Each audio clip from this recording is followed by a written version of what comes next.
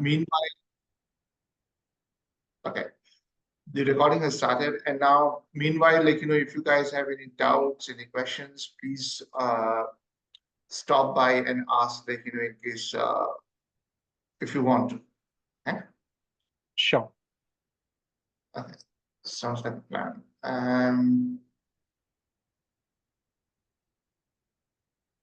I hope you can see the whiteboard. Yes, yeah. Yes, we can. So to start with, let us first of all start with what is the 409 evaluation, in the sense that why do we need the 409 evaluation? Okay. So the 409 evaluation is what we are talking about in this session as of now. And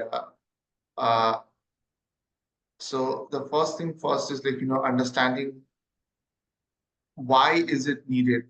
Is it imposed by some legal authority, or it is a standard which is maintained by FASB, or it is a US law requirement, US government requirement, etc. Okay, so 409 evaluation is basically a requirement. Okay, it's a legal and regulatory requirement. It's a legal and regulatory requirement.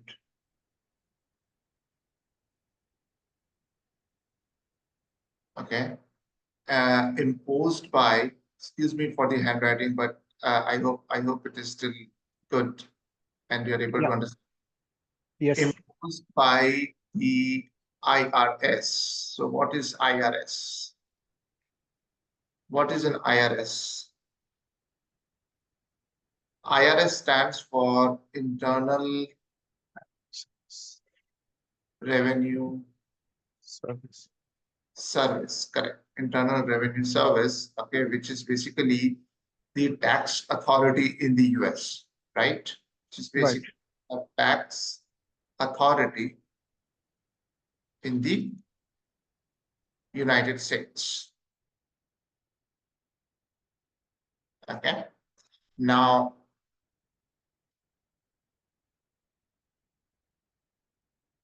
what is the requirement that the IRS has said essentially? Okay. What is the legal and regulatory requirement in a nutshell, which is imposed by the IRS? I understood, I should say, we understood that, the 409 evaluation is required by the IRS. IRS is called the Internal Revenue Service. It is basically the legal authority in the United States for the tax purposes. But what does IRS says about it? IRS says that, a private company in the US, okay, should undergo a valuation process, okay, by an independent valuation appraiser.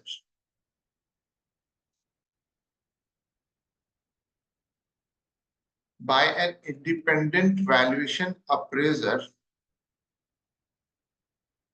which has an expertise, in this area. Okay, which has an expertise in this area. Now, first thing first, you should note that I have mentioned about the private company. So essentially, which ideally means that the 409 evaluation is not applicable to the public companies, okay, which are listed on the US stock exchanges. A private company should undergo a valuation process. It's a valuation requirement, okay, by an independent valuation appraiser. What do we mean by an independent valuation appraiser? An independent valuation appraiser means that, it is someone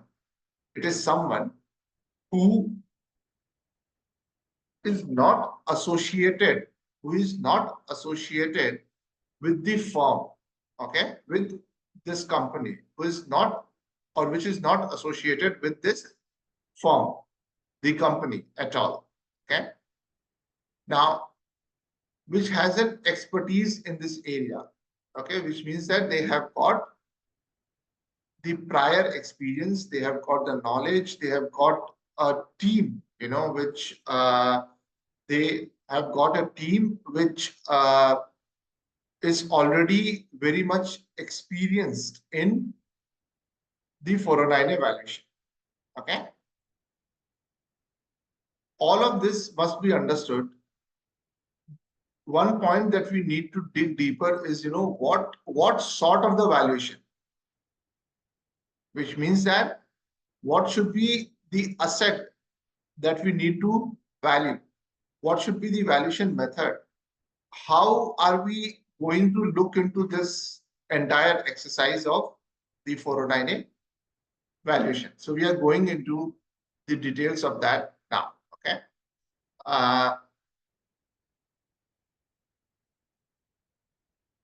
Yeah. Okay. So now we're talking about the valuation. What should be valued? 409A valuation is conducted. 409A valuation is conducted whenever a private company issues stock options. Whenever a private company issues stock options, okay, to its employees and management team.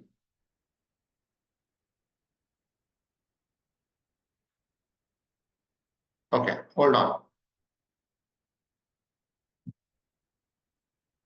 So we are saying that the 409 valuation needs to be done whenever the private company is issuing stock options to its employees and management team, which is a very normal practice in the US, that the firms, the private companies, the public companies also for that matter, but since we are dealing with the private companies over here, I am going to speak only about them at the moment, right?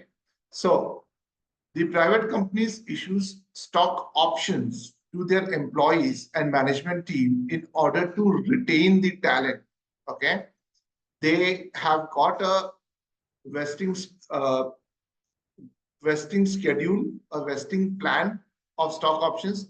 Uh, we will look and understand everything, like what is vesting schedule and all. If you are not aware about it, if you are, if you already know it, fair enough.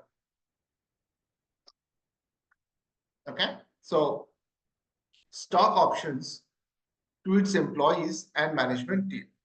Okay, now stock options are what? If you guys are ever heard about it, when I say stock options, what do I exactly mean by them?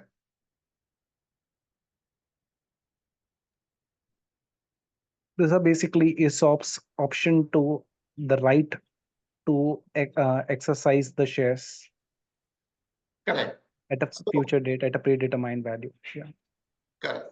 So these are basically call options, number one.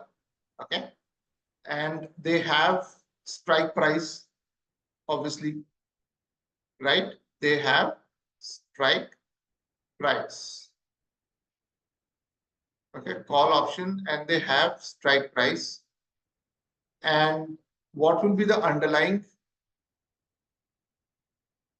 Underlying is common stock, right? Because these stock options are issued to those employees and the management team members who will eventually, at some point of time in the future, they will exercise these call options at the predetermined strike price, and they will exercise these options to get the common stock.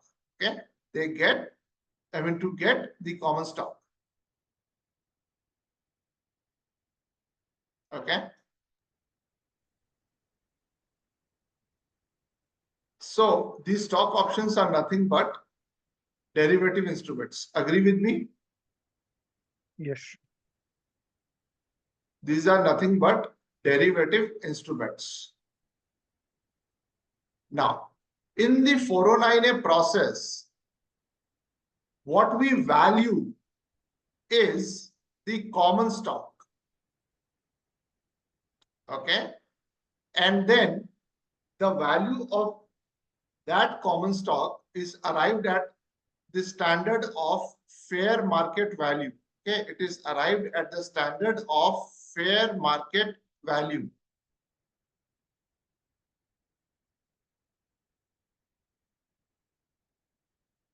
And then this valuation analysis is done on the same date, when these stock options are granted. On the grant date, this valuation is done. Okay. So the options which are issued to the employees and the management team, they are issued at the same price that we have arrived at the common value. So one thing you should be able to understand that, if the options are issued on the same date on which the valuation is done, and which is actually exactly same as the grant date, and we are valuing the underlying, which is the common stock, and I'm saying that these options are issued at this price, that means the options will have the same strike price as the common stock, isn't it? Right. The options will have the same strike price as the value of the common stock that we have arrived, saying that, this is the fair market value of the common stock of the company. Understood. Now, other than issuing stock options, there are some more reasons for which the entire exercise of the 409 valuation can be done, or it can be repeated. Okay. Rajiv, can I ask a question or should? Yeah, sure. No, please Uh, interrupt and ask questions as much okay. as. Okay. So just on this thing, you said the standard, the basis of value would be fair market value That's right. and not fair value. Not fair value. Okay. So can you just highlight how this would be different? How a fair market value would be different from a fair value basis? So, see, I mean, essentially, excuse me, essentially, the approach, or like, the meaning would essentially remain the same. The only difference I would say is that, the fair market value is from the tax report, from the tax standpoint. Okay. And the Okay. fair value is from the financial reporting standpoint. Like if Understood. you are doing a valuation of ASC 805, I'm not sure if you have heard about it. Yeah, I've heard about, yeah, Yeah. So ASC 805 is done for the business, those combinations. combinations, right? Yeah, So ASC 805 valuation is done for financial reporting, this purpose, isn't it? That right, one company acquires another company, and then, like, you report all the assets, including the intangible assets. And ASC right, 805 is mostly related to the valuation of intangible assets, isn't it? right. So from that standpoint, I'm saying that, the fair value is for the financial reporting purposes, be it, Okay, so one the main goodwill. assumption for fair value when we do fair value for India's reporting purposes, we the underlying assumption is basically we take from market participant view and not we don't consider sellers or buyers synergy or anything. We consider market participant view. So basically, Absolutely. Here we are not supposed to take a market participant view. You are not supposed to take. Over here, we are saying that, it's a hypothetical willing buyer, hypothetical willing, this thing, seller. And then both the parties are aware of the reasonable facts included in the deal. Understood. That's the definition of the fair market value. But Understood. yes, as you said rightly, that the fair value is mostly related to from the market participant standpoint. That is right. Okay. Yeah.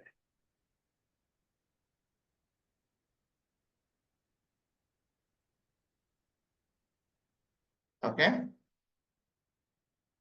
Anything else as of now? Anything from you, Shubhankar? All good Yeah, otherwise? no, just want to know the trigger event, as you told for 9 evaluation. So as you told, only when we issue the ESOP. So apart from any event when we need to value this for Yes, 9, yes, yes. We are going into that only the next step. So number two is you know I'm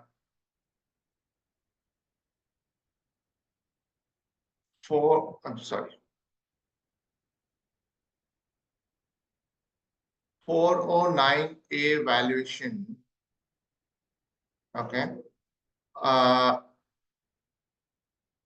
When is it needed?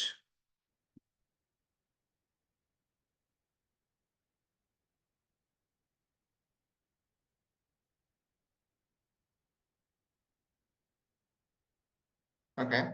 Number one is issuing stock options that we have already spoken about, right? Number two,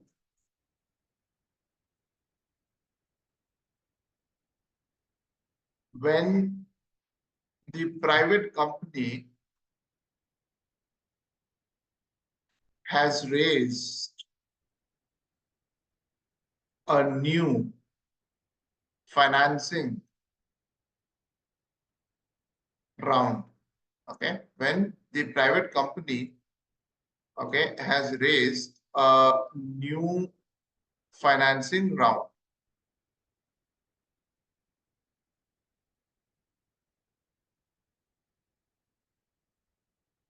When do they raise the new financing round? I mean, in other words, why do the private company need to raise more money? What are the two main reasons why the private company needs to raise money or financing rounds?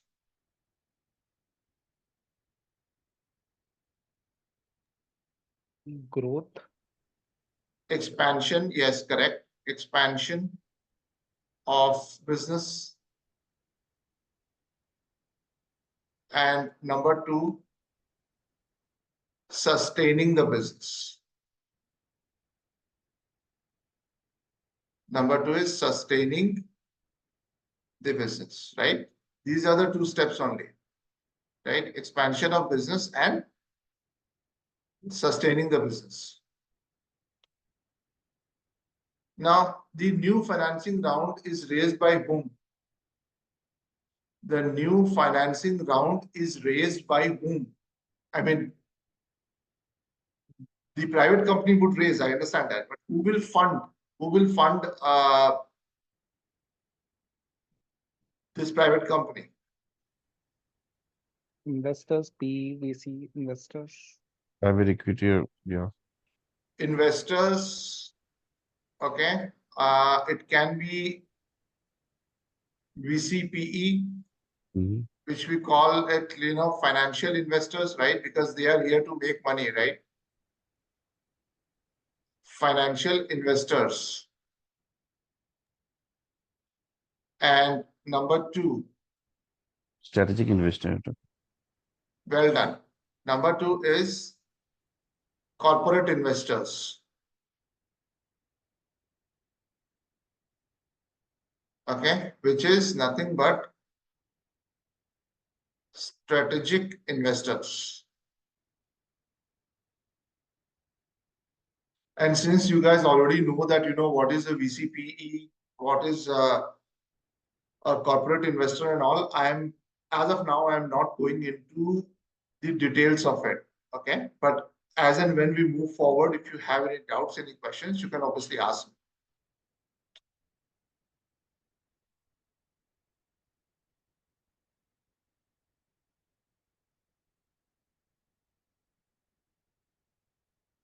The third reason is essentially it doesn't falls under the umbrella of the 409A valuation, or it can also fall under the same umbrella, but the only thing is that you should understand that it's an annual update requirement at times, for which this entire 409A process is repeated, right? Or I should say, like, not annual essentially, but regular update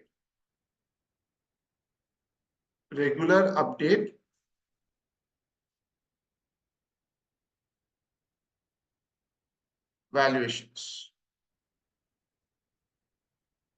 Okay, regular update valuations.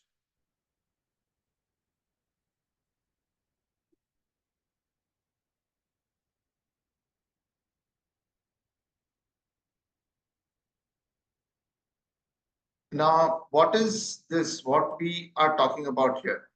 So I'm saying that suppose a company has raised a new funding like 6 months ago, okay, and they had undergone the entire valuation analysis on that date, and then they uh, decided, or they thought to, like, see that, where does the value of the company stands today, and where does the fair market value of the investors' money, which was invested 6 months ago, where does that stands? Where does that stands as of now? Okay, so these are the few things that that drives the annual or regular update valuations, which also falls under the umbrella of the 409A and also ASC 820. Because if you have heard about ASC 820, that is mainly like, reporting valuation, that you have to provide the fair market value of the various class of securities which are invested into the company. But this section is called AC 820. The process is the same, that you run the OPM analysis, and then, like, you build the breakpoints and all. So annual update valuations, regular update valuations is done whenever there is a thought or need to check how does the investment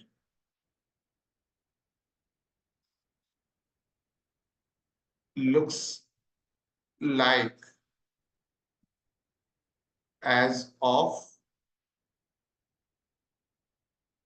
the current valuation date.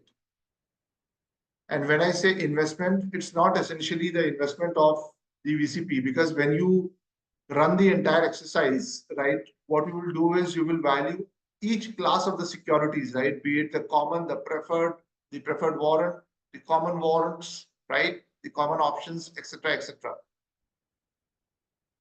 So it's a fair value analysis of all of them.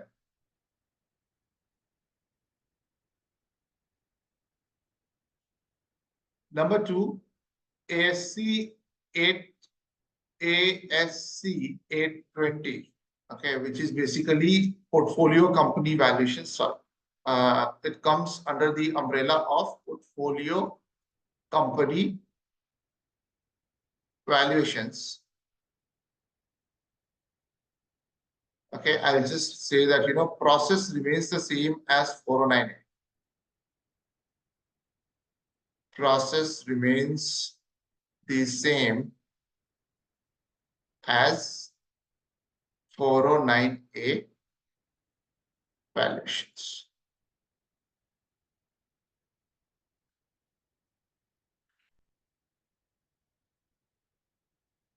Any doubts so far? Any doubts, any questions? I mean, One question over here. So, whenever there is any, need to check the, how the investment looks like. So, how in 409A, how is it a regulatory requirement from Internal Revenue Service, IRS, to value 409A? I mean, it's no. So that requirement is not from IRS essentially, but that the company may decide, like, suppose that, uh, I mean, say the new round was raised like, 6 months ago, and now the company thinks that, they want to see the investment, how does it looks like, plus also they have planned to raise new options as of, as of the current valuation date. Okay, so both the purpose will be served, right, if they do the entire analysis once, right? So for your question, that is not a requirement from the IRS. The IRS essentially says that, it has to be done only and only when and when, like, the company issues stock options. That's the thought.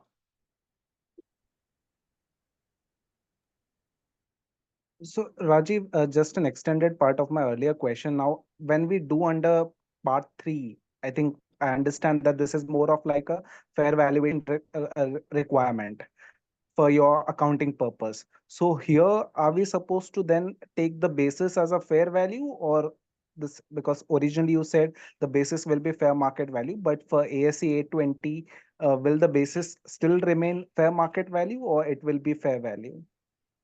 For ASC 820, since it is a reporting requirement, and then like, for ASC 820, we don't report on the per share basis, right, as compared to the 409A. So in case of ASC 820, it is done on the fair value standpoint. Okay.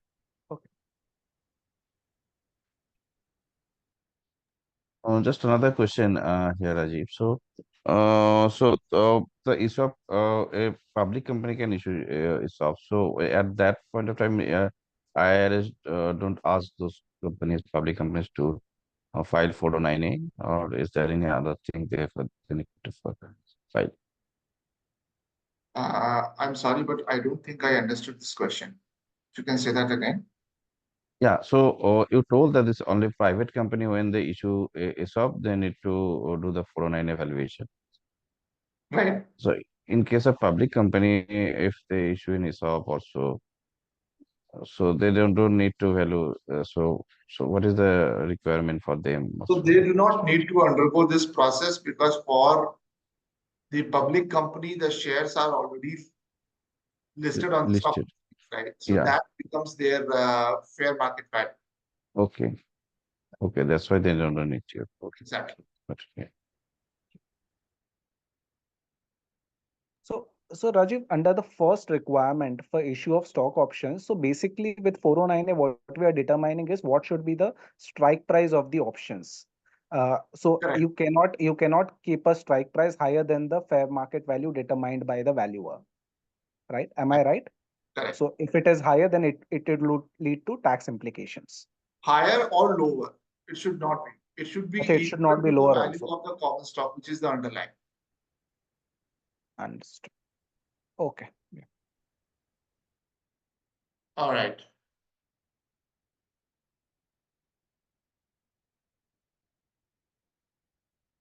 Okay. Now let's understand some more metrics, like, say enterprise value. You guys heard about it ever? Yes. So enterprise value, what does it represents? What does it reflects? Value of the business operations. Exactly. It represents the value of the operating assets. Okay. It represents the value of the operating assets of the business. Okay. Now, how it is calculated? How is it? How is it calculated?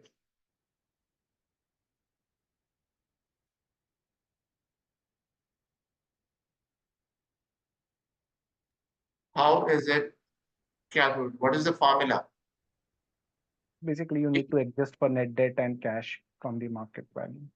Correct. So equity, okay, which is basically, I can say equity value, right?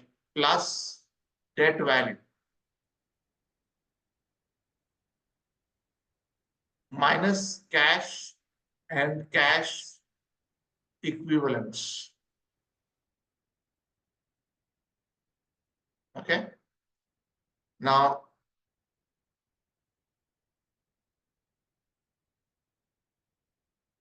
let's think about it more intuitively, like, what it is all about. First of all,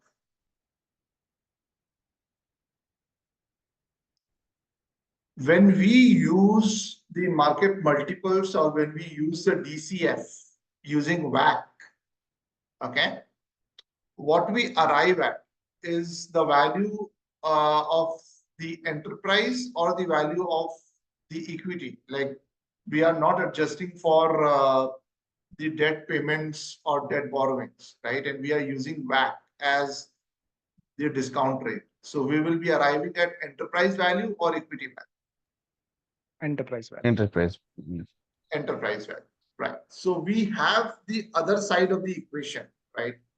We know that most of the times, right?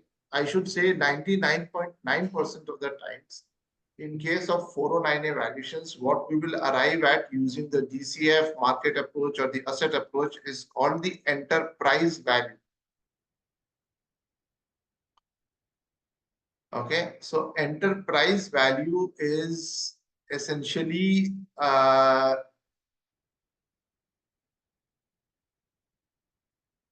the value of the operating assets, the value of the operating assets of the business. Okay, how is it calculated? We know that it is calculated as equity value plus debt minus cash and cash. So we know the other side of the equation.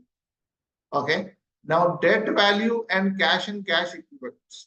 Debt value and cash equivalents is something that we can easily figure out from the balance sheet of the company, right? So what we will get as a balancing figure in the equation is the equity value, isn't it? And then we allocate this equity value using the option pricing method.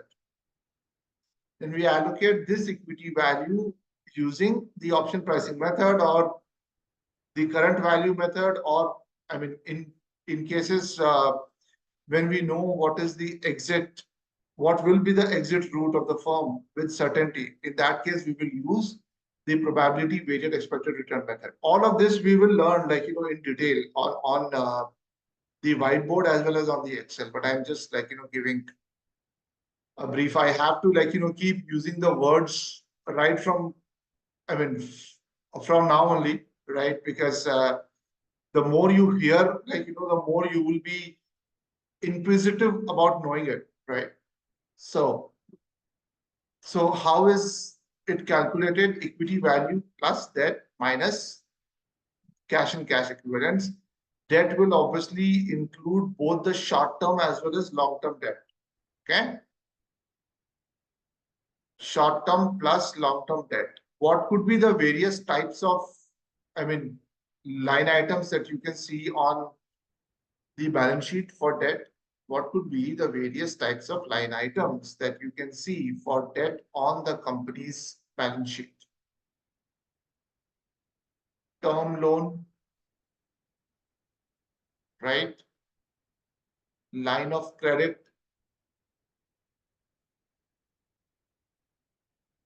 right?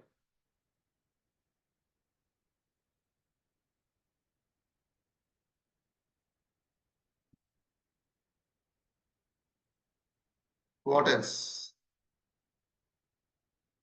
Revolving credit,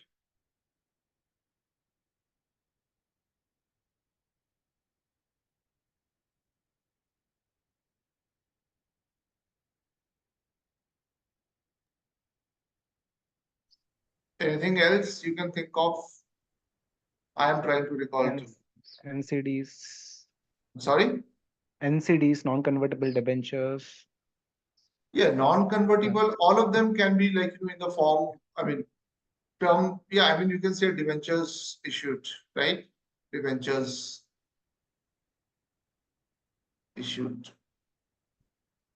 Okay. Now, cash and cash equivalents.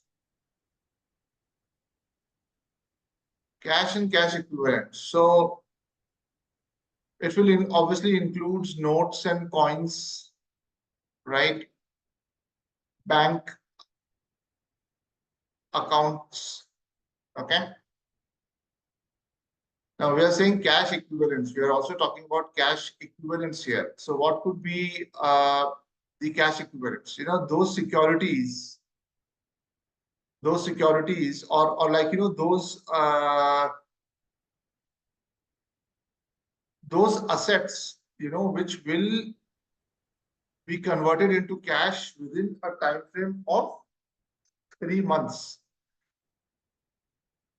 Those securities or those assets which can be converted into cash within a span of 3 months. Say short-term T-bills, right? Short-term T-bills.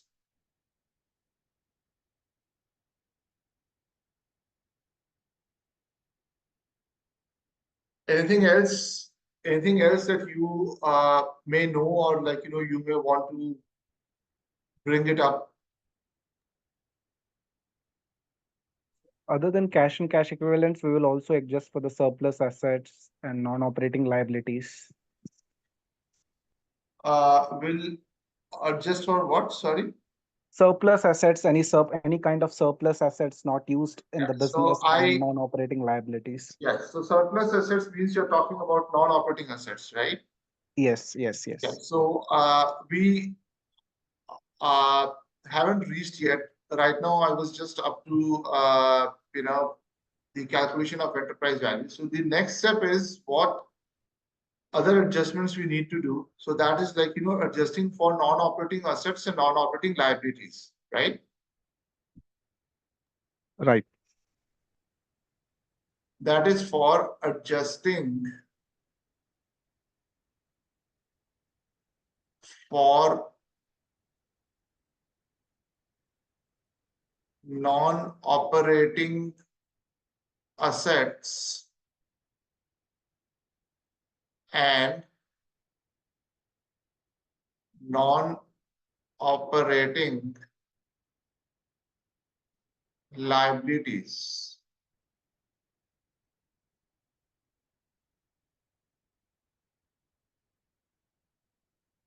Okay, non-operating assets and non-operating liabilities.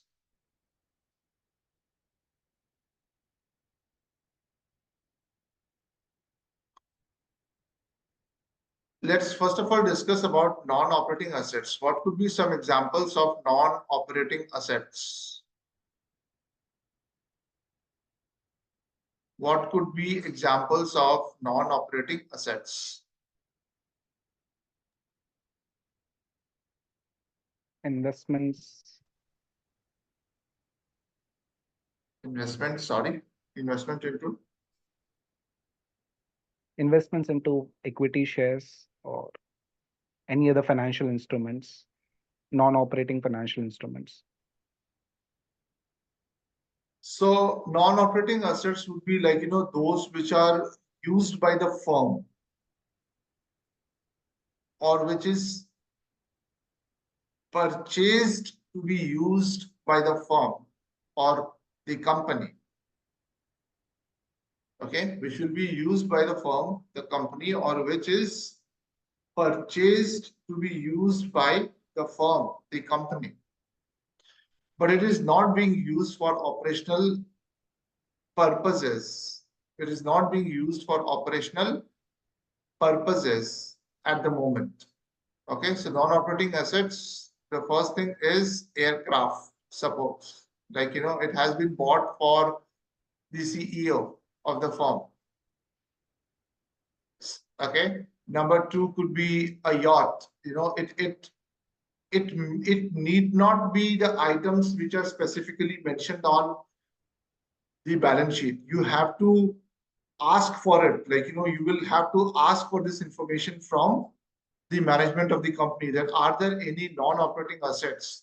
They might not understand, like, what is a non-operating assets. Then you will ask that, those assets which are actually uh, bought, but which are not being used essentially for the operations of the firm. And then you can give these examples, right?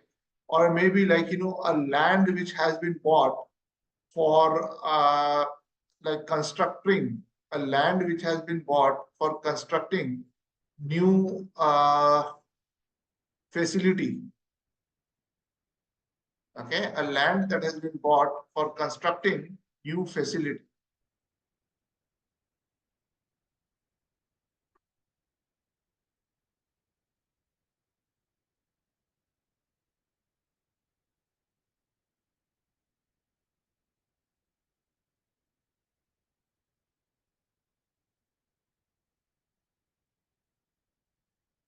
What could be the examples of non-operating liabilities?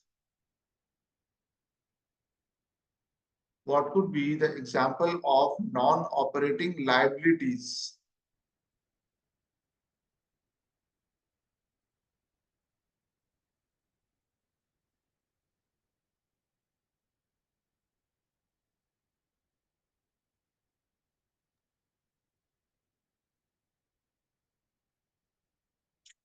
Any holdback amount that is in liability that the acquirer will pay after certain period or so. Okay, I don't think I understood that, but I mean, if I have to write here, what should I write essentially? The holdback amount or holdback. Yeah, I mean, any sort of security deposit, right? Yeah. Any sort of security deposits, right, which has been received, because it's a liability for the firm, right? Essentially, they will have to return the security deposit, right? So security deposits is like one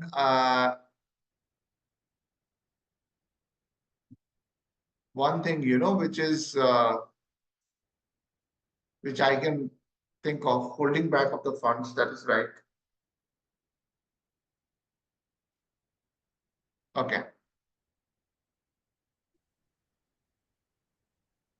Let's go into the details of how does the income statement, the operating uh, income statement of any private company, like typically looks like. Okay. So we are looking for the income statement.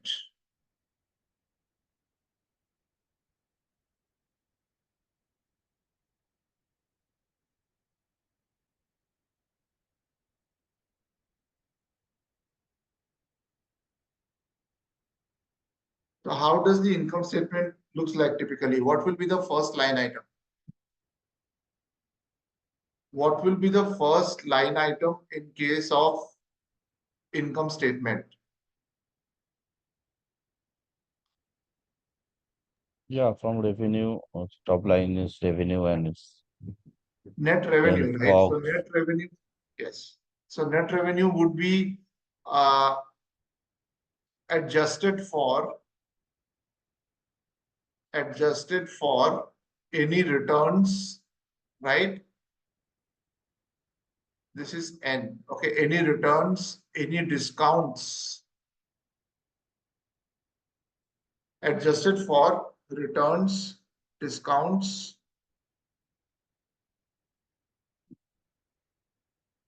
and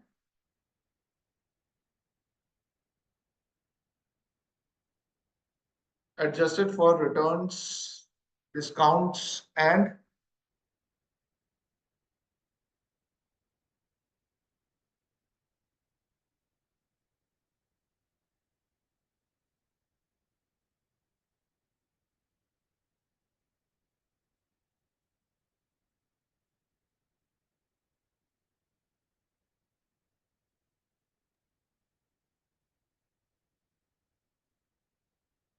deferred revenue.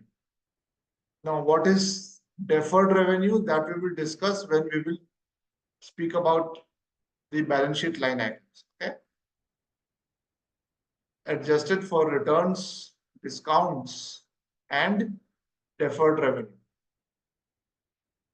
Now, less is cost of goods sold. What is this called? How do we arrive at the COGS? When we deduct COGS from net revenue, what do we arrive at? And how do we calculate the cost of goods sold? Opening stock plus purchase less closing stock. Well done. Opening stock of raw materials, right? Of the items, which are used for the production. Or suppose if you are buying the entire thing from outside, then it becomes like, opening stock plus new purchases minus closing stock. Okay, opening stock plus new purchases minus closing stock. This is called gross profit. What we arrive at is gross profit.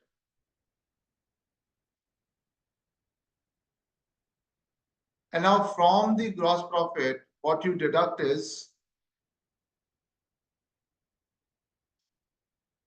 operating expenses.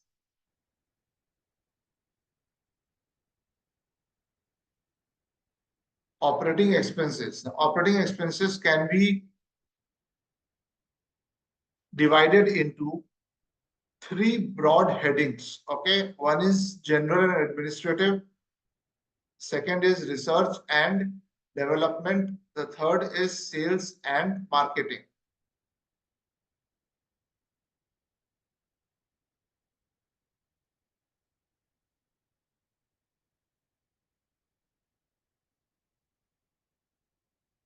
Now, when you will get the financials from the client, it can be audited financials or unaudited financials. Okay.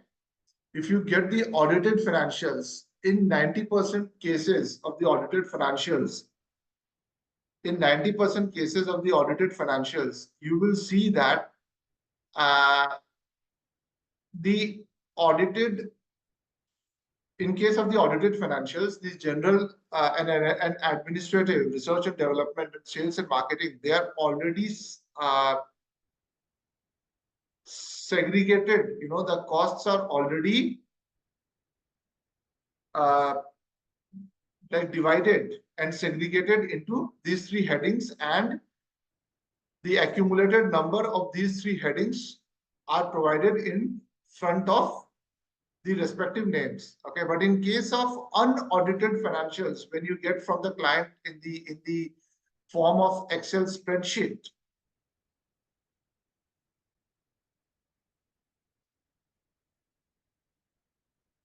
then you need to segregate each of the line items and make your excuse me, and make your judgmental call that which expense should go under which heading. So under GNA, mostly it would be like, items like salary, okay, rent, utilities,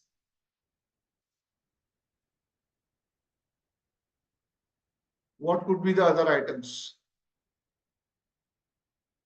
What could be the other items? I could think about,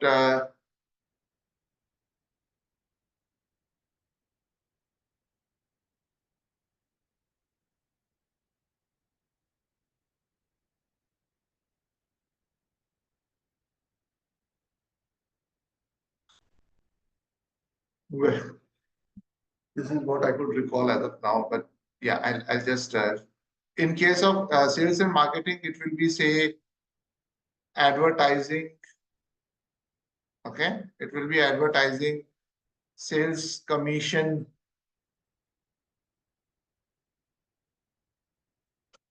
okay? Then say promotional expenses,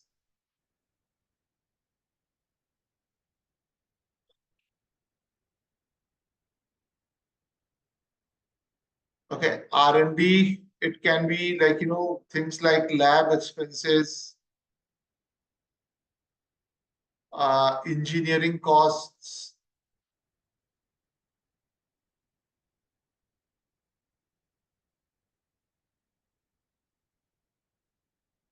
lab expenses, engineering costs, okay?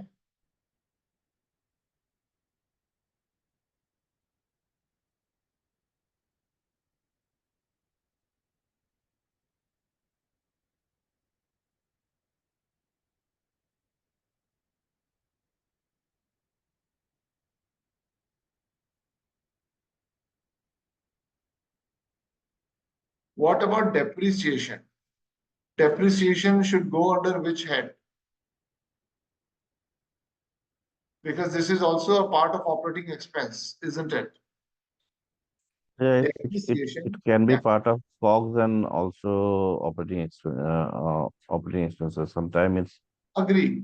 I agree. It can be a part of this UGS also because those equipments which are being used for the production purposes, right? Depreciation associated with that, it will go to the COGS. Now I'm saying that if you have the breakup, that which amount should go to COGS, how much should go to GNA, how much should go to R&D, and how much should go to S&M. You know that, right? But if what you don't know, okay, what you don't know is, suppose if they have not given the breakup of depreciation anywhere, in which case you will put the depreciation expense under which head out of these three?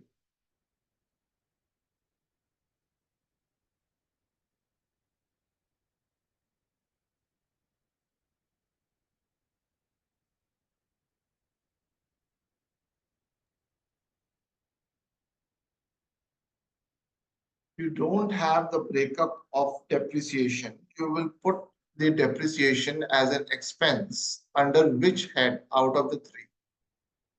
And obviously, in that case, you do not have the breakup for the COGS also. Maybe general and admin. It would be general and administrative, absolutely correct. 100% of the amount you will put into general and administrative. Okay.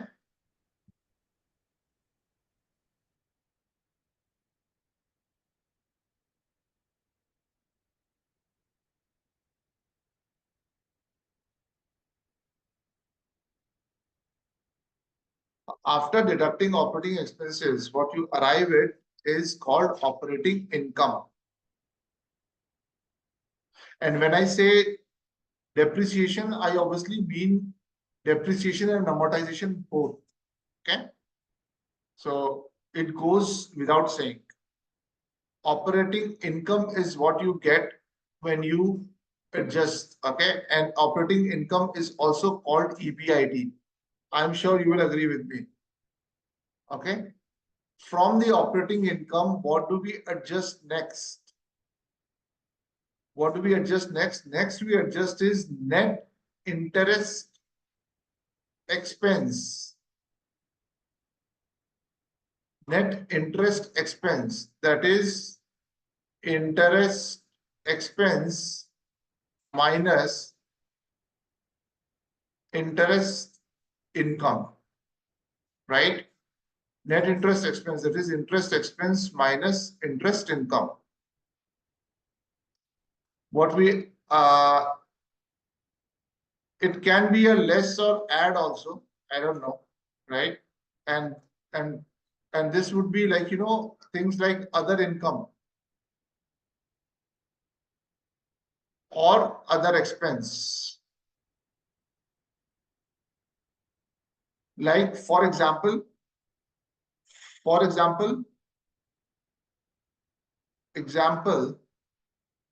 gain or loss on sale of property, plant and equipment. Okay. It can be gain or loss on sale of investments. Okay. And things like that.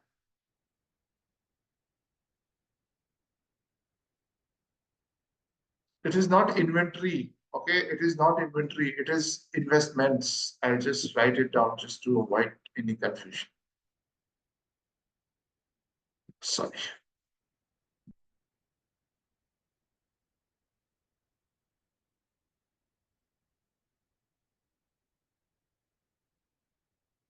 Investments. Okay. What is next? The next is your profit before taxes. And after that, next is your taxes. What you get is profit after taxes.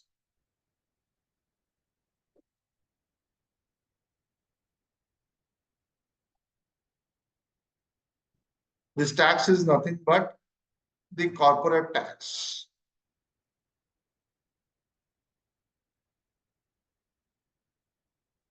This tax is nothing but corporate tax.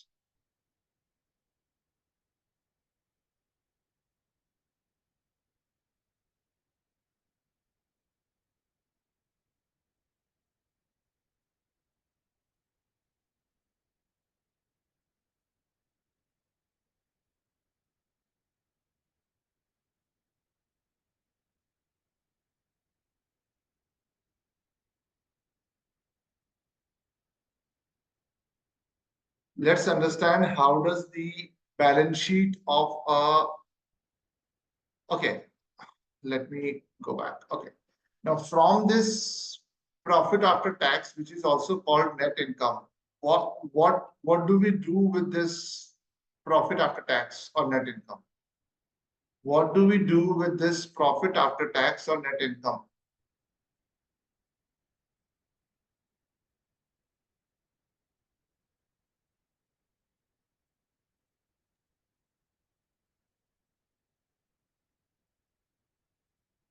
Yeah, we go to it's add with equity if there's no dividend, or if dividend, then we divide deduct the dividend and it's added with equity. Yeah.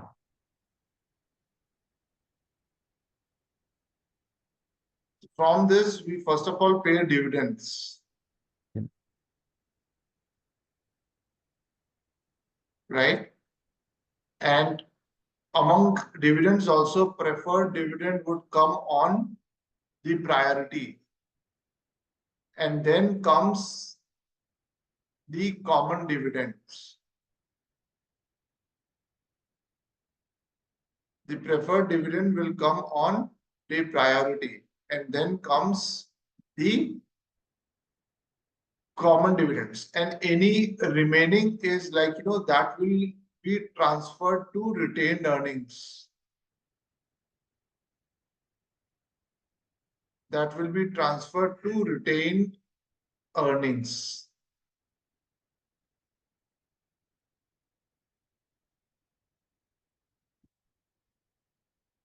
Agree with me? Yes.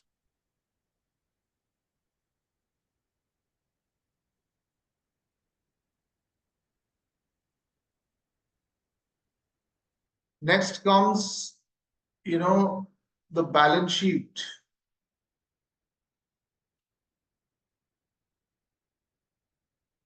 Okay, next comes the balance sheet.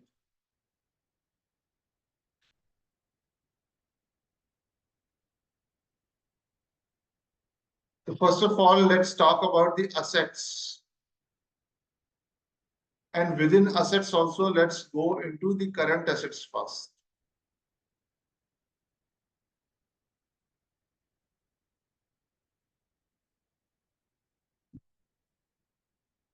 Right? And the line items are cash, accounts receivable, inventory,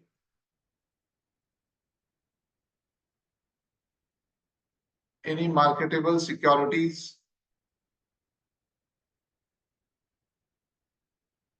right? Because any marketable securities are essentially cash equivalents, right? And it will form a part of cash and cash equivalents and other current assets.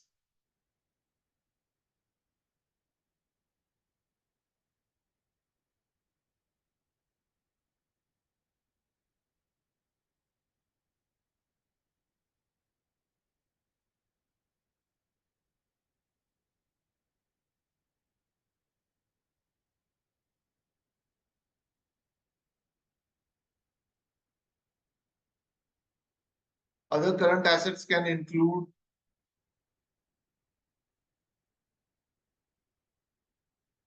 anything like, prepaid expenses,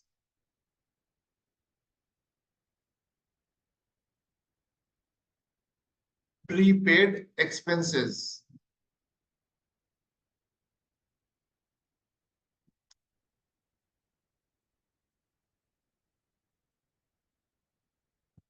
What about fixed assets? What are the line items that usually we will see in case of fixed assets? What are the line items that we will usually see in case of fixed assets? Tangible assets and intangible assets. Exactly. Property, plant, and equipment. Less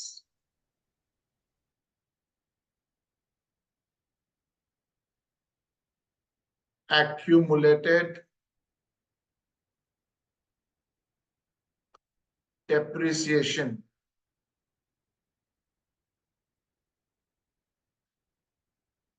Right? This is your net property, plant, and equipment. Next comes your intangible assets.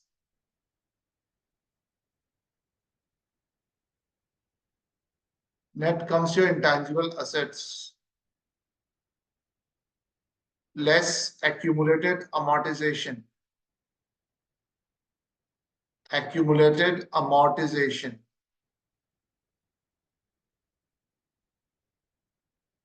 Right? And this will give me net intangible assets.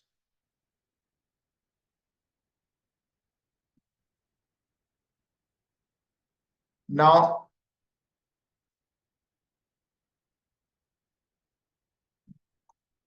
goodwill will also flow in here, right? Goodwill will also flow in here under this head itself. And any other long-term assets, like any investment in the subsidiary company or any other investment in any other corporate entity, all of that will come under the heading of other long-term investments. And goodwill as well, as I said. Okay. The next heading would be liabilities and equity. Liabilities and equity.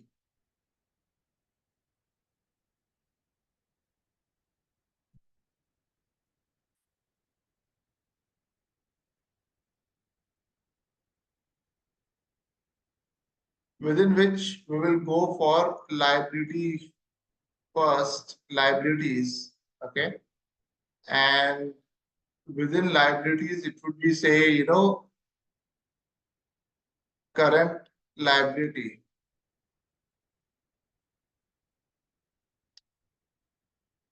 What will be the examples of the current liability? Accounts payable,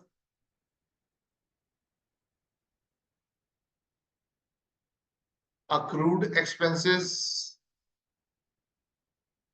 I haven't explained like what is accounts receivable or what is accounts payable. I hope that that is understood to all. Yes. All right.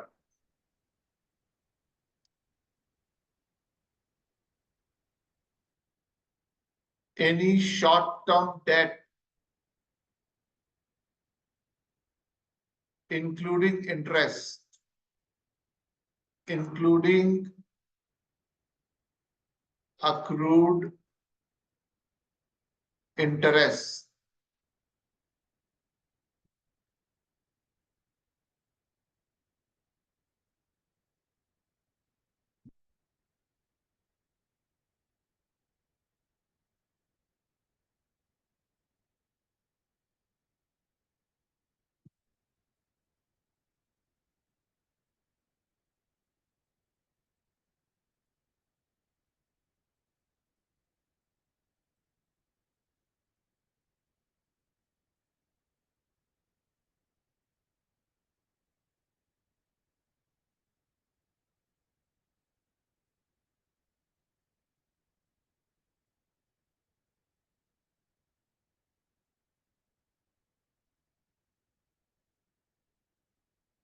What else?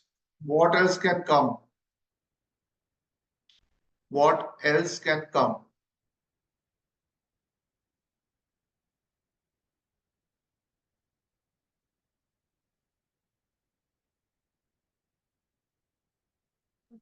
Deferred revenue you're talking about.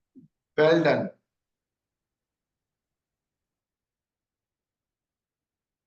Deferred revenue as well. Excuse me.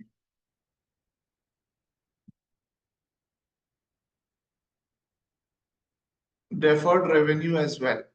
If it is short term, okay, because deferred revenue can be long term also. Short term deferred revenue. What is an example of a deferred revenue? What could be an example of a deferred revenue?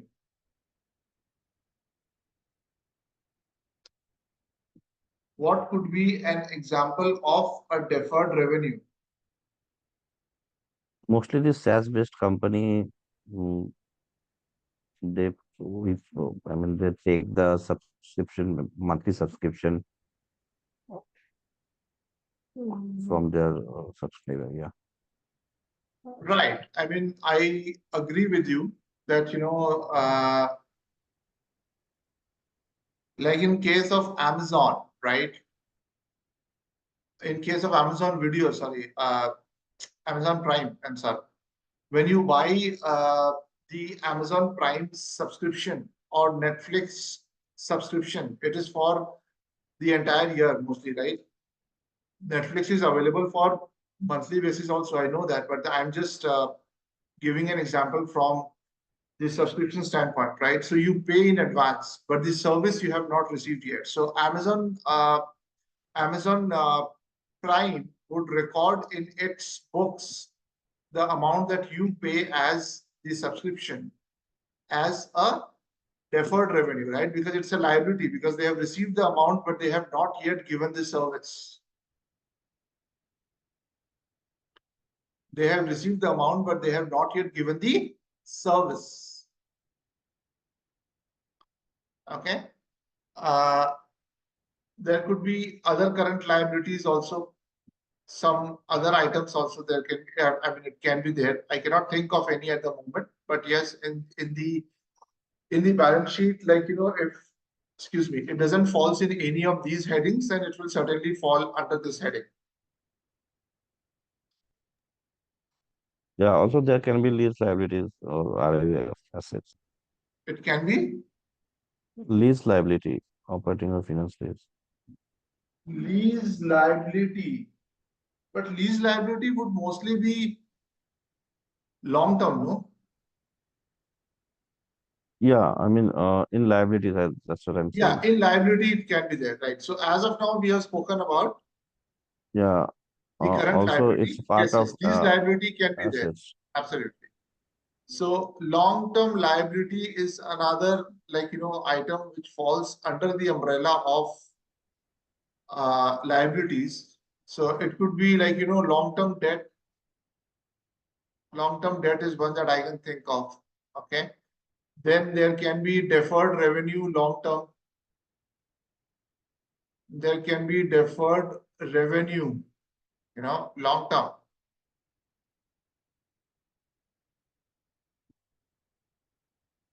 Other current liability, I just remembered that, the example of security deposit that we took, right?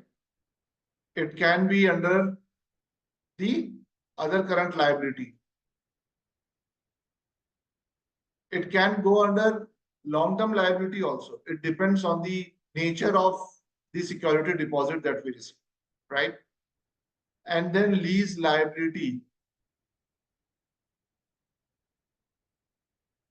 Lease liability, we are talking about the capital leases here. Okay, the capital leases is also, it will also form part of the capital lease, will also form part of you know capital lease will also form part of the debt. Okay, because it's a fixed liability, that has to be paid. It's a fixed liability that has to be paid.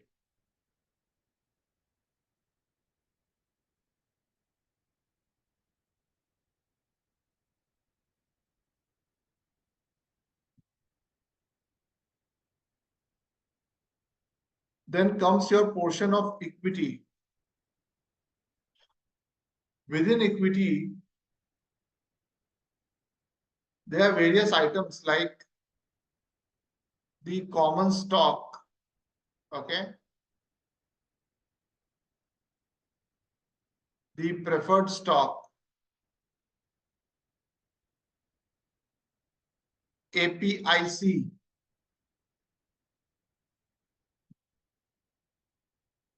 retained earnings.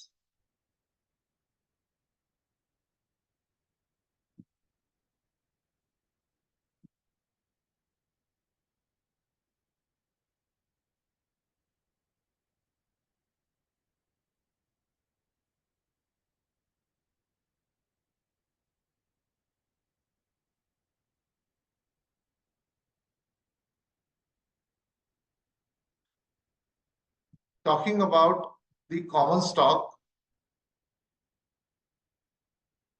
talking about the common stock,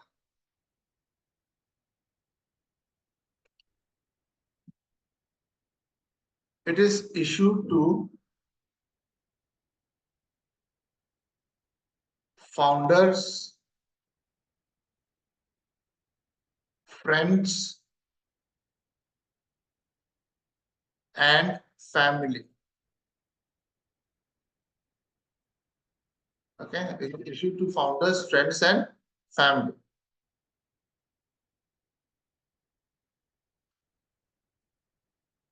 Next is the preferred stock. It is issued to investors, and again, investors can be of two types, right? The financial plus the strategic.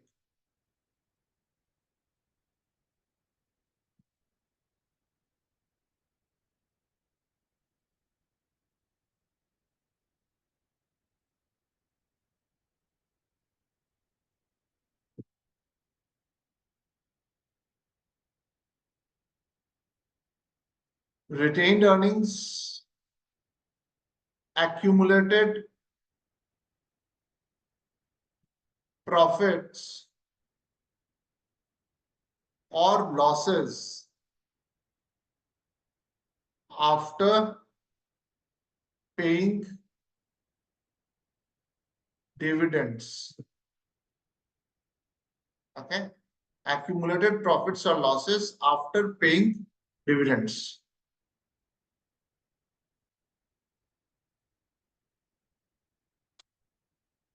Okay. APIC is additional paid in capital.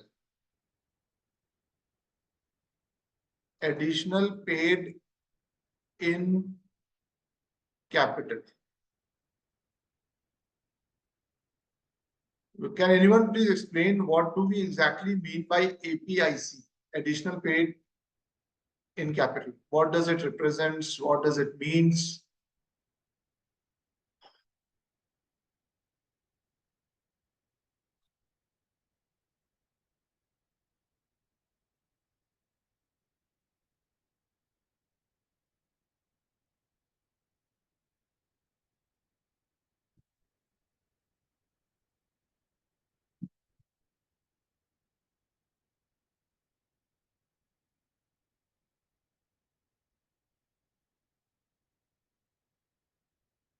Okay.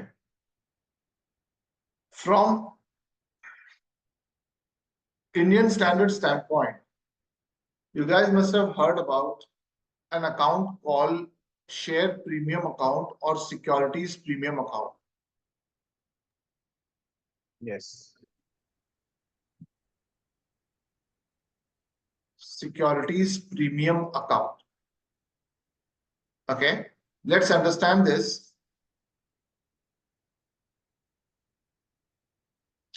Suppose a company has issued common stock. Okay, common stock issued at say $15 per share. Okay, common stock issued at $15 per share, where par value is $10 per share. So in this case, the $10 would be recorded in the common stock, and the extra $5 will be recorded in APIC, multiplied by the number of shares, obviously. And the same concept applies to the preferred stock as well. Suppose that the par value of the preferred stock is say $7 and it is issued at say $11. So that $7 will go in the preferred stock account, and the extra four will go in this APIC account. And this APIC account is eventually used for, like, issuance of stock dividend and things like that, which is not included in our session because it falls under the training of US GAAP rules.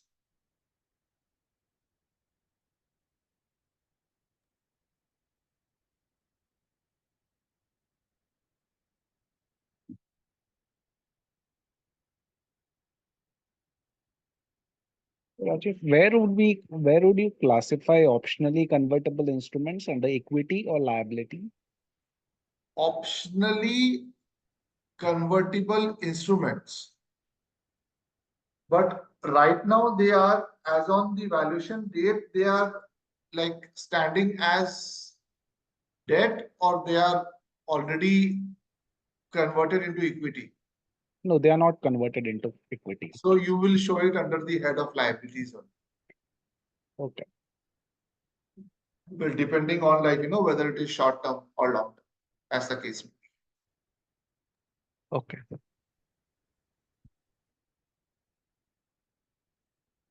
Okay, great. So that brings us to the end of the balance sheet. let's go into the details of the cash flow statement.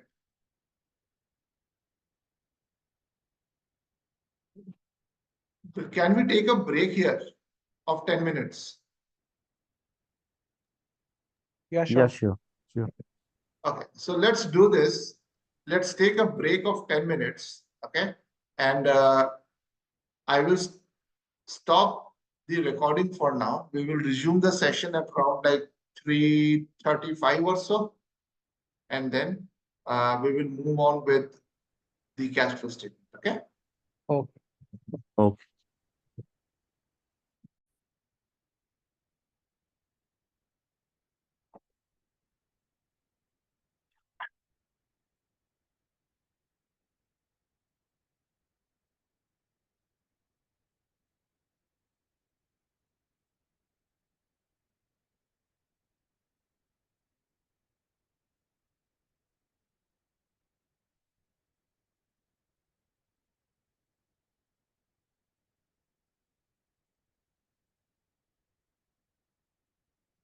So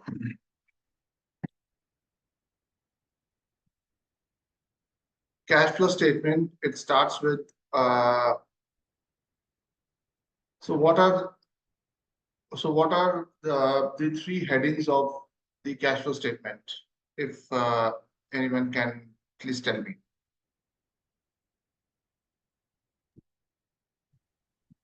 Cash flow from operating activities, cash flow from financing activities, and cash flow from investment activities. That's right. So we are first of all discussing about cash flow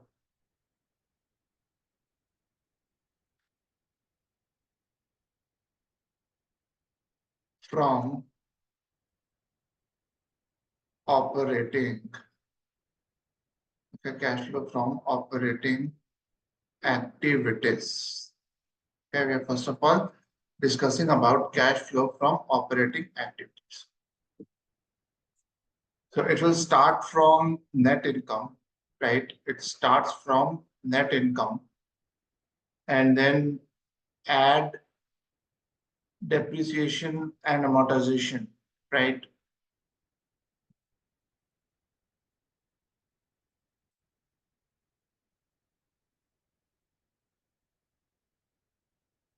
And then we'll also add back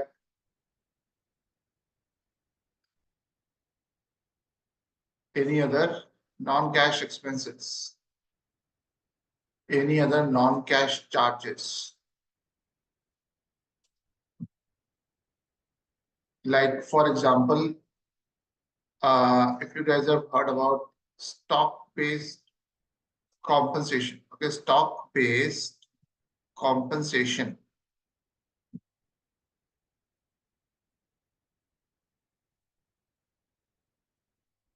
So if you see a stock-based compensation in the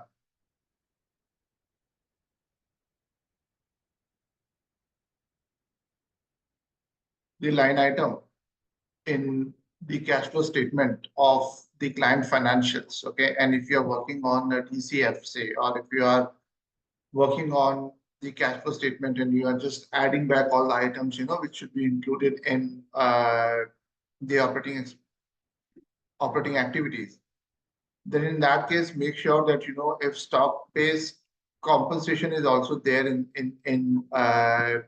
the cash flow statement provided by the client, you just add that too as well. Okay, as a non-cash charge, and you add that to the net income. Now the next item is like working capital changes, which also comes under the heading of operating activities. Okay, working capital changes.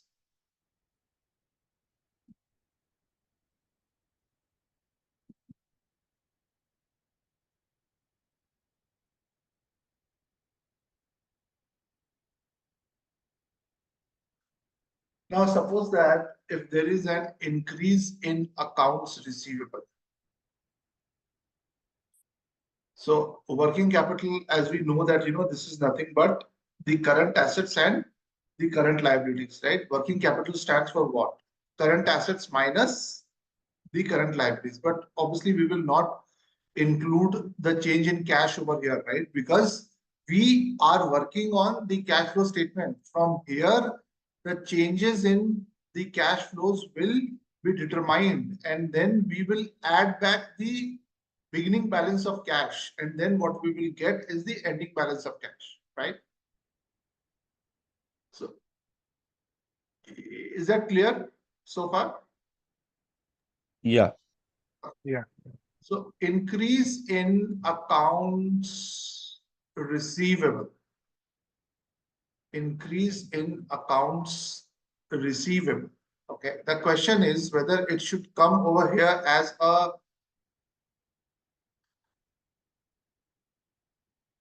okay. The question is whether it should come over here as a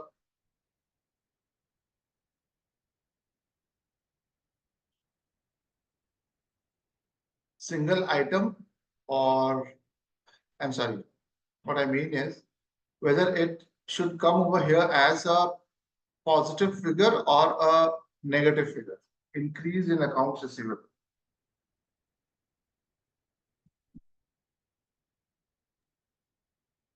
It's negative. Increase means outflow of cash. Yes. Increase in accounts receivable means more cash is getting stuck in accounts receivable, right? So it will come as a negative figure over here. Okay. Now, similarly, say like, decrease in inventory. Decrease in inventory. Okay. That that comes as a positive number. Okay. Then we have got increase in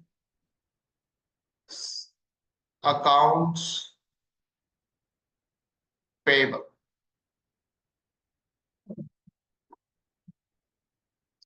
Increase in accounts payable, Positive. positive. Similarly, decrease in accrued expenses. Similarly, decrease in accrued expenses.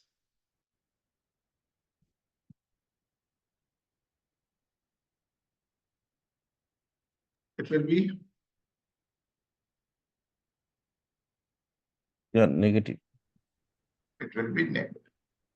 Okay. So that is basically a gist of the operating activities. So That I is think we should basically, add back interest. sorry, I think we should add back interest expenses. we should add back interest. From if we start from net income, it's already we deducted interest expenses. So while going to cash flow from operating activities, so we should add back interest expenses. That's what I'm talking about.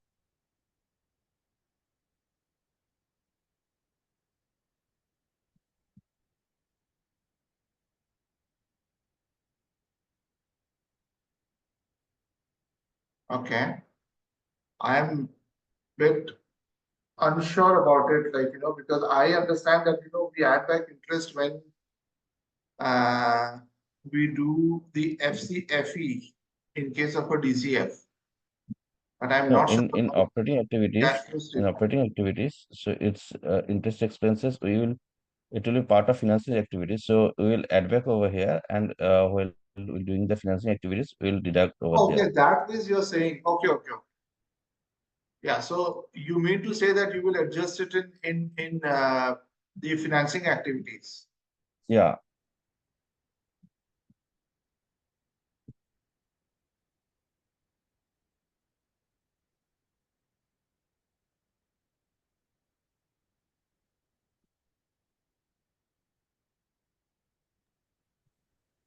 Yeah, because your net income includes your interest expenses, so you'll have to add back over here. Yeah, yeah. Yeah.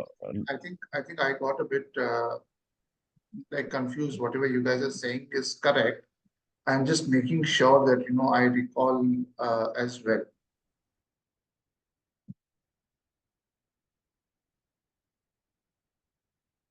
Yes, yes, I agree with you. I agree with you. Absolutely. And great catch. Thank you for bringing this up. So add back interest expense, right? Add back interest expense.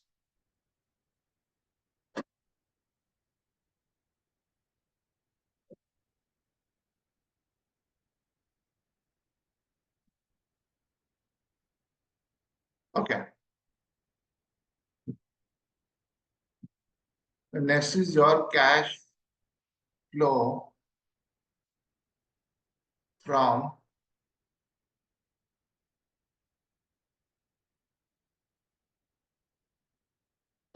sorry, investing activities.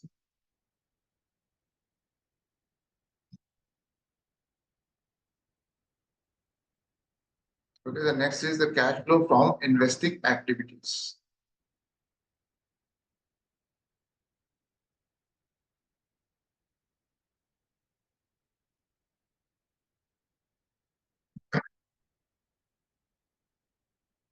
Which will obviously include items like purchase of property, plant and equipment, right?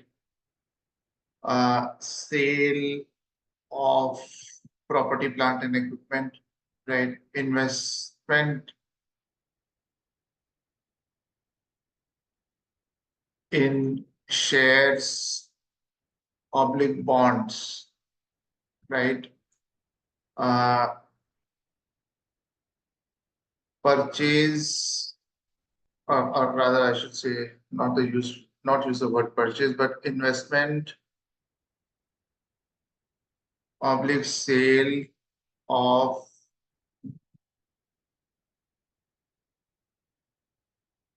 intangible assets.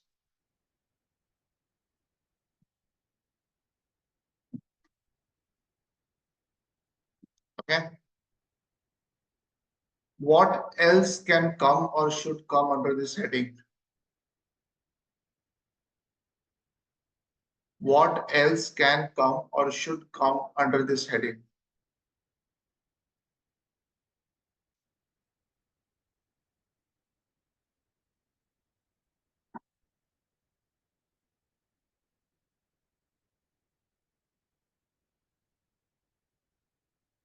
Dividends received. Shouldn't this be a part of the investing activities? Yes. Dividends received. Shubhankar? Yeah, yeah. So dividends received. Okay. What else can come?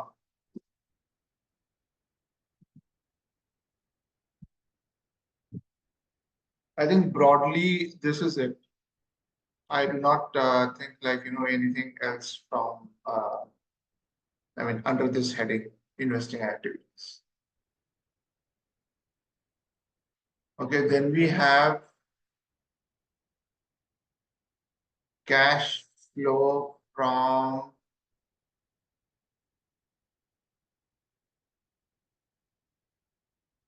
financing activities. Okay, which will obviously be issuance of common stock or preferred stock.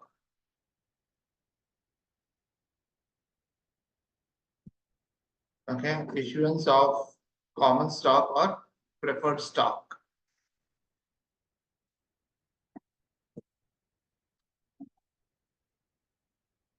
Buyback of shares.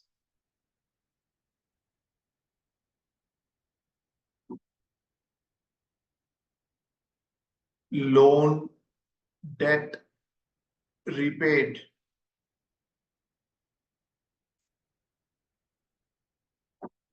Dividends paid. isn't it? Dividends paid should come under this heading or not as per US GAAP? Yes. Yes, it will be.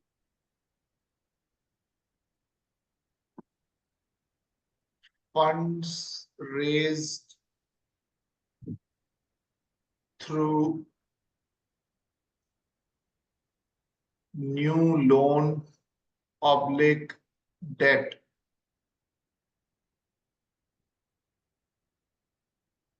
Funds raised through new loan oblique debt.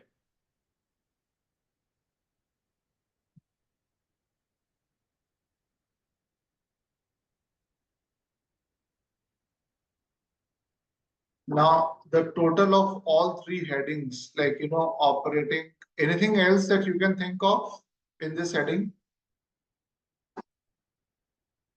Now, the total of all three headings, which is operating, financing, and investing, okay?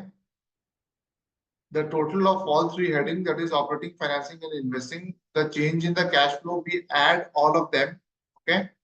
And then we consider the beginning cash balance. Then we consider the beginning cash balance. And then we add or subtract, like, if there are more outflows, then obviously, like, this will become overall, the total of all of this will become negative, right? And if there are more inflows, okay, than the outflows, then the total of all three will remain the positive, right? So, and then you include this change right over here, change, adding all of this, change in cash. What you get is the closing cash balance at the end of the year.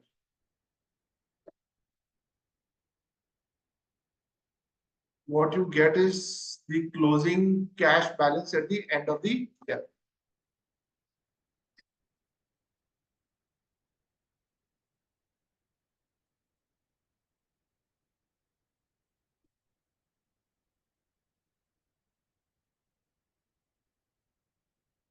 So that's all about the cash flow statement.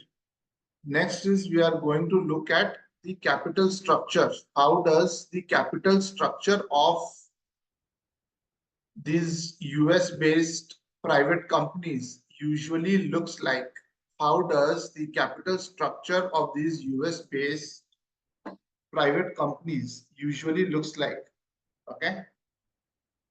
So primarily there are two classes of the shares. Okay. Primarily there are two classes. One is the common stock. Next is the preferred stock. One is the common stock. Next is the preferred stock. Okay. Common stock, as I said, that it is issued to the founders, their friends, and the family members. And common stock, by its own nature, it is more risky. It is more risky, okay, because they get paid at the last. Okay, they receive value at the end. I should say they receive value at the end. Okay, whereas the preferred stock is less risky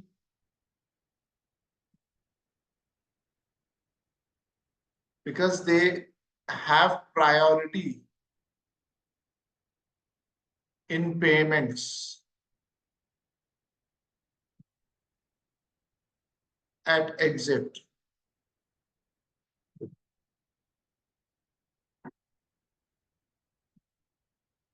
Receive value at the end during exit.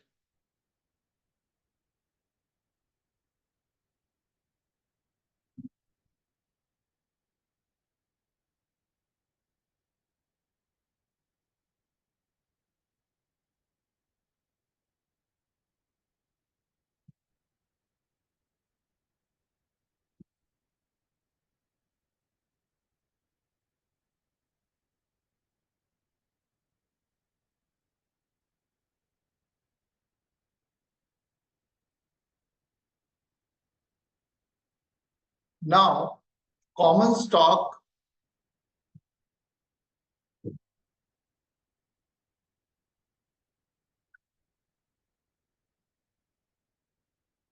always remember these two features. Okay, this will help you to build the base to understand how does the capital structure, because in case of 409A, the OPM, the option pricing model, is the heart and soul. Okay, and option pricing model is all based on how better you understand the terms of the common stock and the preferred stock. Obviously, writing on the whiteboard is not sufficient until and unless you go into the model and then understand how to build the breakpoints and all. Okay, but from the conceptual standpoint, I'm saying, okay, from the conceptual standpoint, it is very important that you start building your base from right now, from the scratch. You understand that uh, the common stock is paid out at the end. Like, they will, first of all, the first payout is to the third party debt holders. The next payout is to the preferred stock investors, right? After that, after the preferred stock investors, uh, the common stock will come into the picture, okay, wherein they will receive the value, okay, uh, but only after all the preferred stock and other priority shares have received the value. Okay.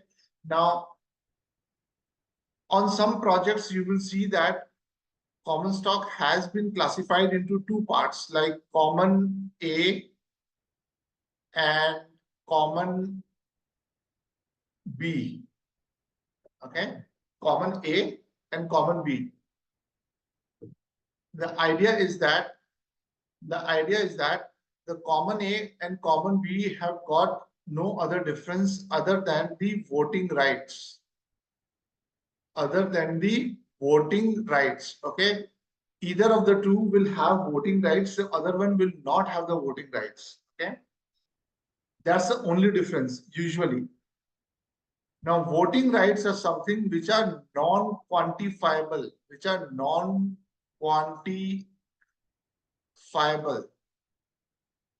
okay, which means that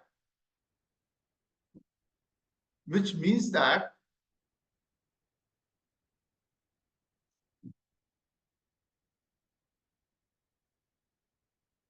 you cannot segregate, okay, you cannot differentiate the value of common A and common B only on the basis of voting rights, okay, unless there is some economical factor involved in it. Okay, voting rights are non quantifiable. There is no model, no method using which you can say that you can define, or like you can uh, quantify the voting rights, and then you can say that how and why the value of the common A class is different or should be different from the value of the common B class. Now, the preferred stock will have some I'm sorry, apologies. The common stock will have some derivative instruments as well.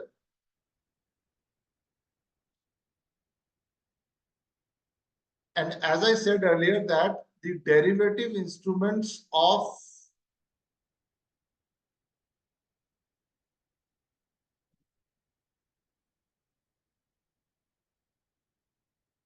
and I said that the derivative instruments is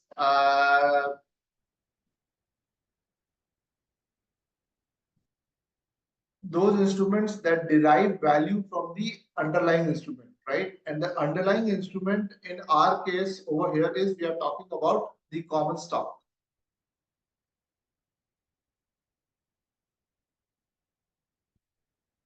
We are talking about the common stock. So, derivative instruments, it can be of two types, like one is the common warrants.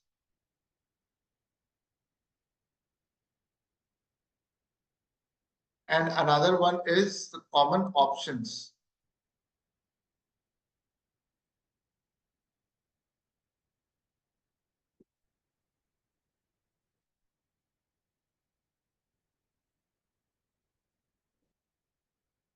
One is the common warrants, another one is the common options. Okay. Now, common warrant, what is the difference between the common warrants and the common options? What is the difference between the common warrants and the common options? For our 409A valuation purposes, the treatment of the common warrants and the common options is same. For our 409A valuation purpose, the treatment of the common warrants and the common options is same. Okay, it from the calculation standpoint, we will not differentiate between the common warrants and the common options. We will not differentiate between the common warrants and the common options from the calculation standpoint. Okay, but from the standpoint of how they differ from each other, right? Because there has to be some difference. Otherwise, why there are two classes, right? The main difference is the common warrants has got an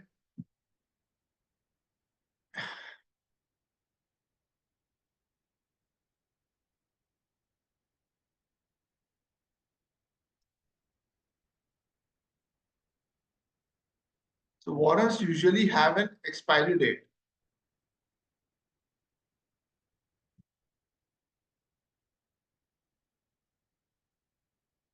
They are usually issued with a fixed term. Okay. This essentially may not be a difference because one can argue that options also have an expiry date. Yes, they do have. Okay. But options usually they are reissued. They are reissued to the holder. Options usually they are reissued to the holder. Okay, so they don't have an expiry date essentially. Even if they expire, the company will reissue the options at the same strike price. Okay, so expiry date clause is not applicable in case of options. What is there? Common options usually have a vesting schedule. Vesting schedule. Okay, which is not in the case of warrants. In case of warrants, there are no vesting schedule. What is a vesting schedule that we will understand? Okay, that also we will discuss in today's session itself. Okay, so expiry date, fixed term, no vesting. Okay, then we have the common options, expiry date, vesting schedule. But in case of options, essentially, I am saying that the expiry date is not a very critical factor because in case of the private company options, usually if they expire, the company will revolve. They will reissue the options at the same strike price or at the strike price which is uh, prevalent at that time, like based on the fair market value of these options. After doing the OPM analysis, whatever the fair market value is arrived at, they will reissue the options at that fair market. Preferred stock is less risky and has got the priority in payments at exit. Now, preferred stock also has an underlying which is called, I'm sorry, it is preferred stock also has a derivative which is called preferred warrants. Which is called preferred warrants.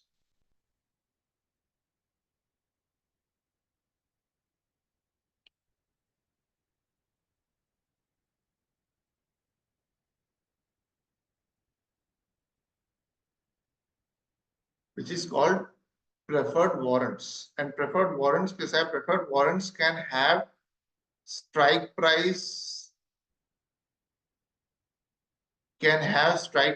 lower than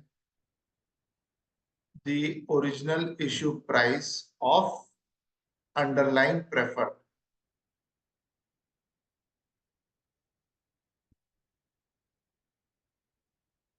And then they have a strike price which can be higher than the original issue price of underlying preferred.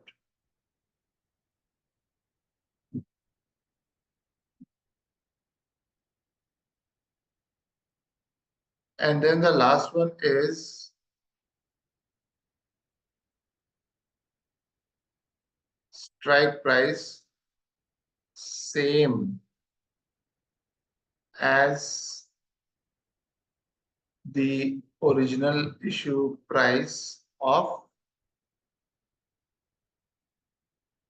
underlying preferred.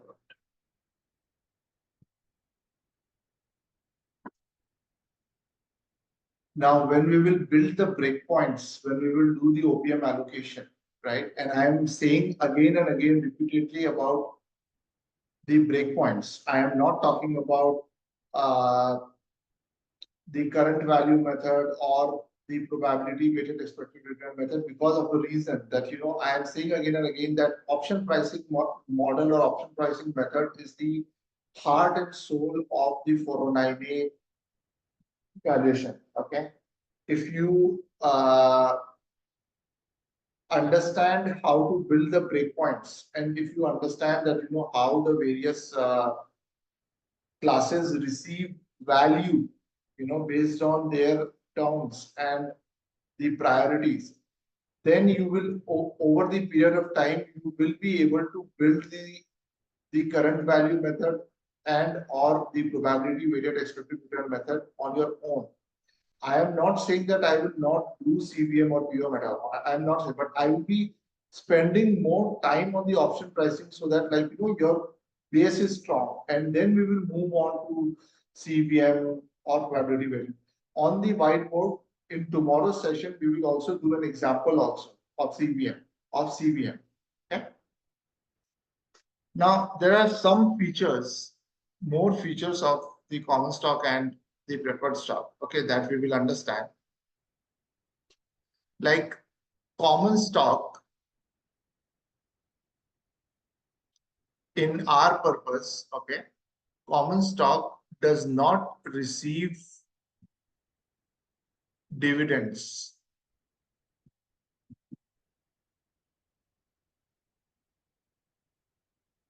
Okay, does not receive dividends. Does not receive return of capital, does not receive return of capital. Okay, does not receive dividends, does not receive return of capital.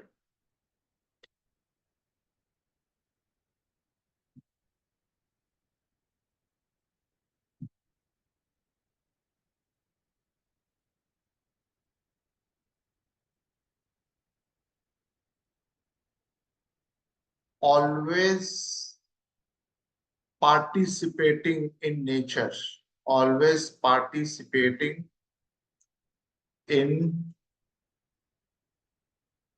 nature. Okay. And this is with respect to what? This is with respect to, I am saying that, generally speaking. And when I say generally speaking, when I say generally speaking, it becomes like, that I'm saying that in case of 99% or in case of 99.9% of the cases, these are the terms that, you will see for the dividends, because dividends in case of the private companies, they are not entitled to the dividends. Okay. Unless it is specifically specified in the articles of incorporation or the certificate of incorporation. Now, all of these terms, it may seem very new to you, but then over the period of time, you will get used to it, as I say again and again. Articles of incorporation or certificate of incorporation is basically a document that you will ask the client, the company, they will provide you, and it contains all the details, which are associated. It contains all the details which are associated with the terms of the preferred stock or the common stock. Okay, so it does not receive dividends, does not receive return of the capital, but always participating in nature, always participating in nature, because this is the common stock. Because this is the common stock. They are the first set of securities which were issued to the founders. Okay, so founders, they cannot ask for the return of the capital and all, right? If the business does well, then they will have receive the upside potential, right? But if the business fails, then they will not receive any value. Okay. Always participating in nature, does not receive return of capital, does not receive dividends. What about preferred stock?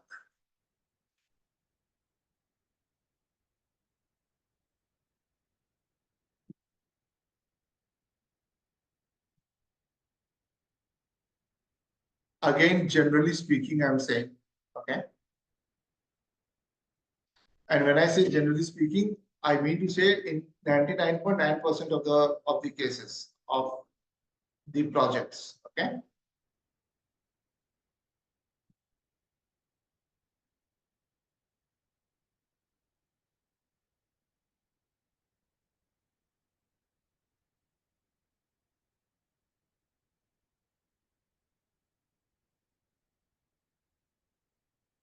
May or may not receive dividends.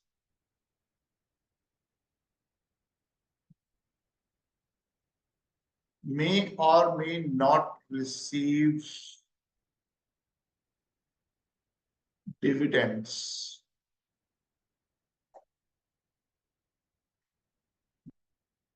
Okay. Receive return of capital. Receive return of capital in the form of liquidation preference. Okay, remember the term liquidation preference. May or may not receive dividends. Again, that depends on the terms which is mentioned in the articles of incorporation or certificate of incorporation. Okay, depending on the terms which is mentioned in the articles of incorporation or certificate of incorporation. Receive return of capital in the form of liquidation preference.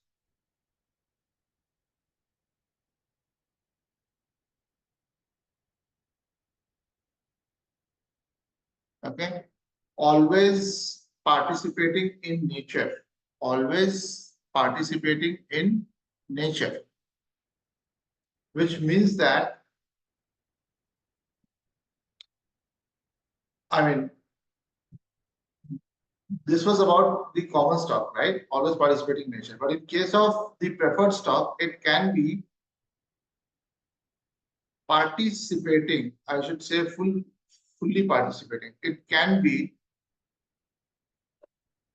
fully participating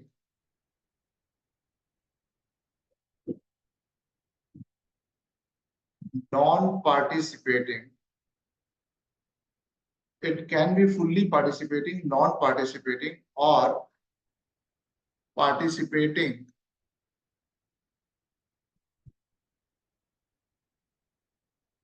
with cap. Okay, fully participating, non-participating, or participating with cap. When I say participating, participating with whom? Participating with whom?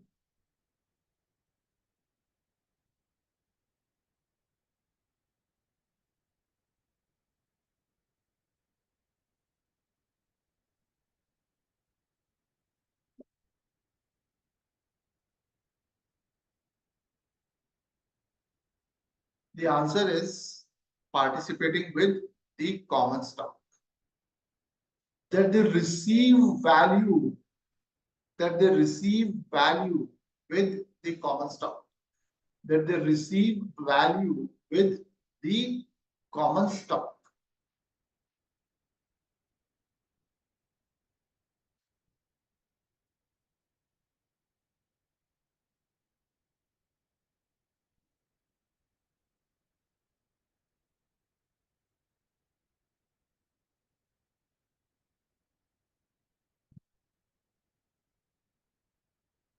Any doubts on this, like before I delete? Yeah, one thing just so if you're saying that the participate for preferred stock is participating with common stock, and for common stock it's always participating in nature. It's participating with whom Itself. in case it, sorry, I didn't get it. No, no, I said that the common stock itself is Itself. Okay. Okay. participating. Yes, exactly. Okay. Because ultimately what we are doing in case of the 409 is we are arriving at the value of the common stock. Remember? Yes. Yeah. So preferred stock will participate with whom? The common stock. And common stock by its own nature and definition, it is participating Participate. in nature. Okay. Fully participating, non-participating, or participating with cap. Okay, fully participating, non-participating, or participating with cap. So Rajiv, non-participating means the preferences which has fixed dividend, right? They don't have stake in the higher value on in the surplus cash flows of the company. They will No, receive the fixed dividend, right? no, no, no. That is not the meaning of the non-participating. And good Yeah, question that you raised it here. Non-participating means that the preferred will not enjoy the upside value increase of the common stock forever. Okay.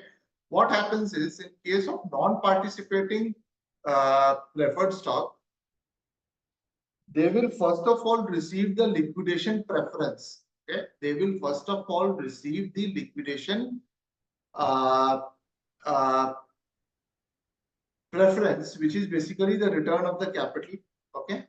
And then they will wait until the time the common stock price has gone over and above the original issue price. Okay. And they will eventually convert into the common stock. That is non-participating.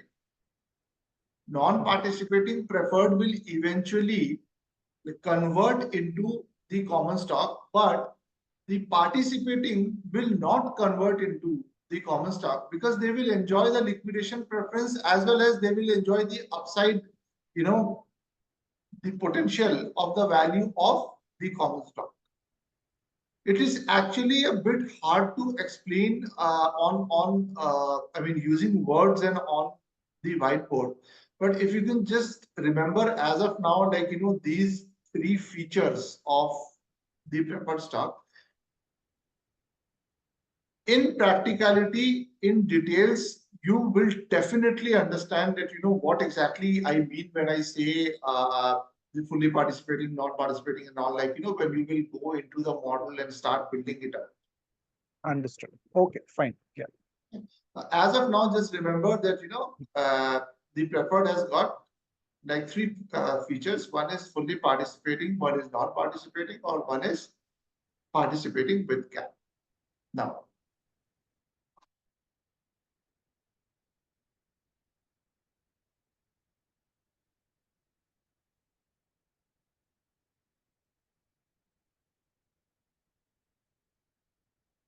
one more thing that we need to understand is like, the language of the dividends in the articles of incorporation. Okay.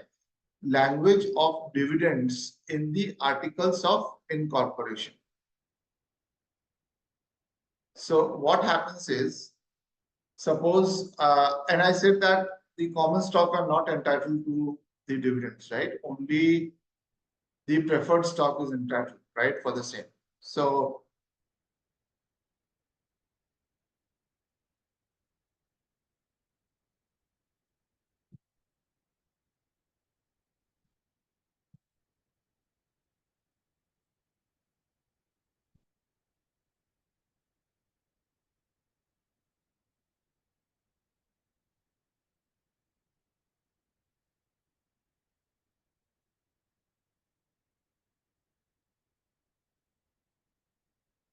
say that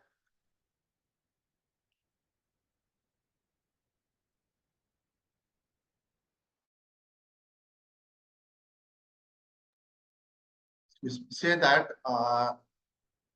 dividends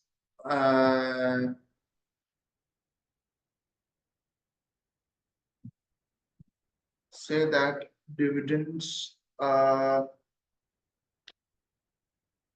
say that the articles of incorporation or the certificate of incorporation, okay, it clearly states it clearly states that the preferred series are entitled to annual cumulative dividends at the rate of 8%. Okay. Clearly states that the preferred series are entitled to annual cumulative dividends at the rate of 8%.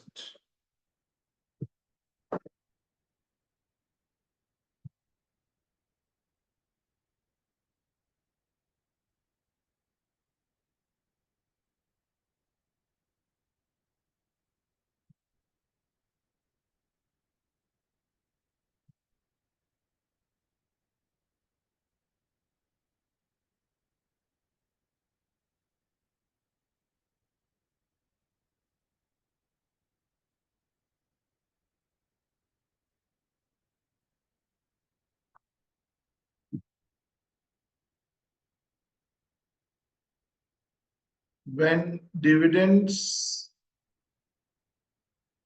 should be included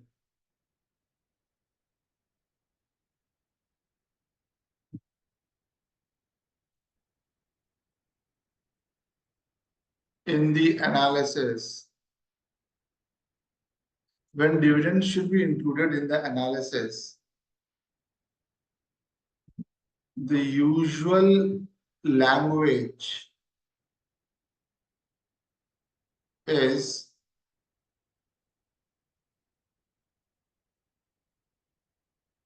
whether declared, or not. This is the phrase that you will be looking at. If you are already working on the 409A projects, you can go back into your projects, see all the documents and see that, when dividends are included, the language would be mentioned in the articles of incorporation as whether declared or not. Okay. When dividends are not to be included in the analysis,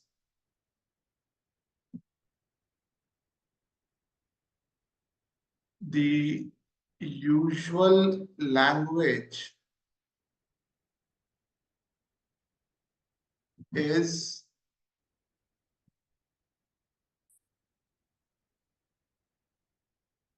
as and if declared. When dividends are not to be included in the analysis, the usual language is as and if declared.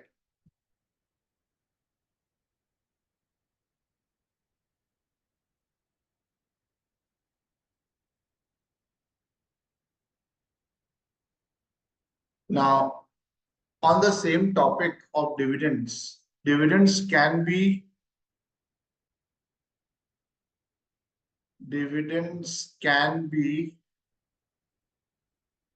compounded annually, compounded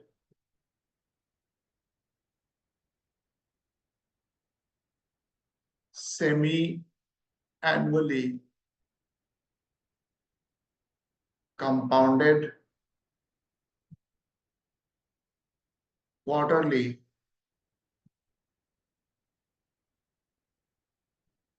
compounded monthly.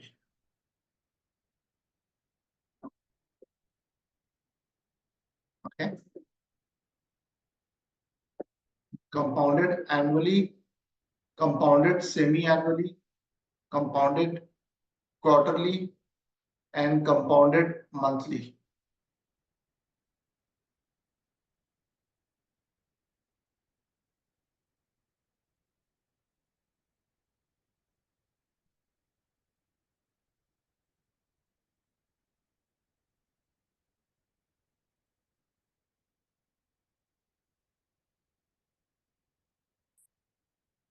Suppose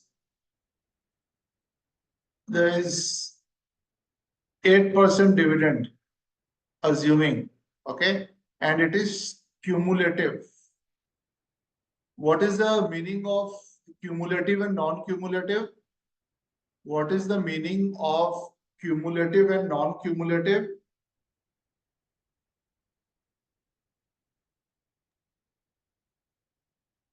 Cumulative basically means when, if in a particular year you don't have profit, so whenever there is a profit, the dividend would get cumulated and you have to pay at that point of time. Whereas in the case of non-cumulative, you are not required to pay if there's no profit. I'm sorry, I missed the last sentence. If there is no, If there is no profitability, you are not required to pay dividend in the case of non-cumulative, right? yes, and also like in our case, in case of the 409A, we are essentially not associating it with the profitability. Okay, but what we are saying is, dividends can be paid at the time of exit also, when this private company will be eventually acquired by any other company, or if it goes for an IPO. Okay, so we are not relating it with the profitability, but rather what we are saying is the cumulative means that the dividend can be added on a year-on-year basis since the time of investment. Okay, non-cumulative means that any unpaid dividend from the last year, it will not become added to the dividend which is outstanding for the current year. If exit is happening in this year, by the end of this year, and if the dividends are non-cumulative, then only the dividend for this year will be paid out to the investors. But in case the exit is happening in this year, by the end of this year, say, and if the dividends are cumulative in nature, then all of the dividends which are accrued, like, since the time of investment, all of them will be added up and it will be paid at the time of exit. Understood. Now, when I say the compounded annually, now this is an answer that I would expect from each one of you. I mean, if you can, obviously, otherwise, we all Yeah, compounded as are in learning. it's. Yeah, I mean, one if plus. Yes, yeah, go ahead, Shubham. compounded as in it's adding with the last year's dividend. But if it's I just want to know compounded annually. So is there any compounded as is there any interest or so? Then So what it will be? means dividend on dividend, right? On a year-on-year Yeah. basis. Yeah, Okay. dividend on dividends on a Hmm. year-on-year basis. Okay. So that's the difference between the cumulative word and the compounding word. The cumulative means it will get added up, like whatever is outstanding for each Hmm. year. Non-cumulative means it will not be added up. And compounding means that the investor will get dividend on dividends on an annual basis. Like if they earn 8% of dividend in this year, and if the investment amount was 100, then next year they will get dividend on 108. Okay, that means 8% on 108. Yeah, understood. Okay, so Understood. that is So called. that the unpaid dividend that will be added as investment, and they'll get the dividend on the unpaid dividend plus investment. Correct. So 0.08, right? Because this is my, this thing. Whole to the power 1, right? Because this is annually. So this becomes my formula. What is my formula in case of the compounded semi-annually? What is assuming 1 year? Okay, assuming 1 year term. Assuming 1 year term.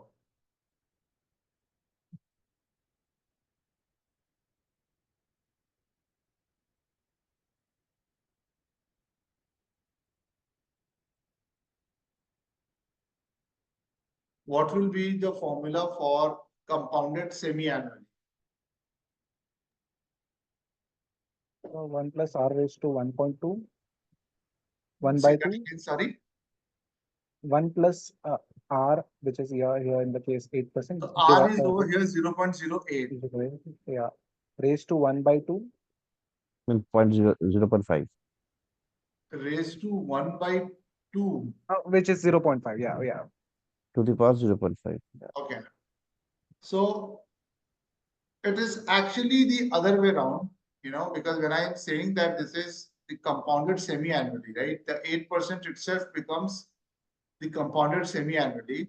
So it is 1 plus 0.08 divided by 2, okay, whole to the power 2. Whatever the result is, it will be greater than 8%. You will see. You can do the calculation on your own also. If you do 1.04 whole to the power 2 minus 1, obviously, okay, over here also it will be minus 1, over here also it will be minus 1, okay, then the resulting value would be greater than 8%.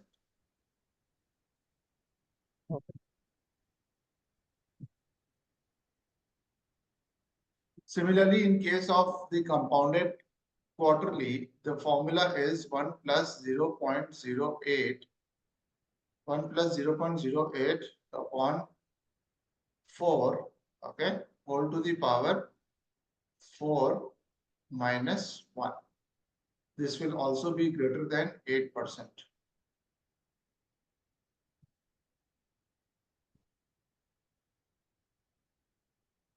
And then this will be your 1 plus 0.08 upon 12 whole to the power 12 minus 1, greater than 8%. Now, one logical question I'm just asking, that among all of this, okay, you know that this will be equal to 8%. Okay, I'm saying that this will be equal to 8%. Okay, among all of these three, which I said that the result would be greater than 8%. Which one would have the highest value? which one would have the highest value out of these three over here after The equal one to which gets monthly compounded. Monthly one. monthly one? Mm. Exactly, Mm. right? This one will be the highest. This one will be the highest, right? Because over here, highest, because over here they are getting dividend on dividend. They are getting dividend on a monthly basis, right? The rolling over is happening very fast.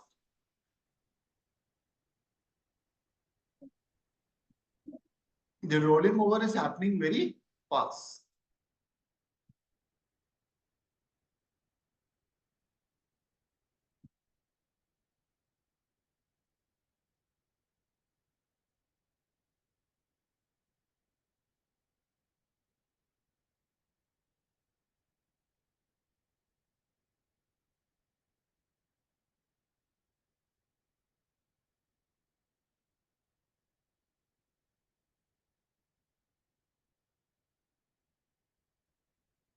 Okay.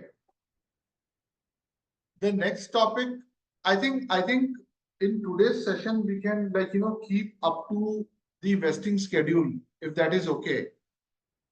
I mean, I don't know if you guys are still okay to, like, go for another hour or so. If you are okay with it, I am okay with that as well. But I do not want to, like, enter into the valuation approaches and all at this stage. I just want all of this to, like, sink in. But if you guys think that, it's fine, we can do another, like, 1.5 hour. I can, I mean, I can do that as well.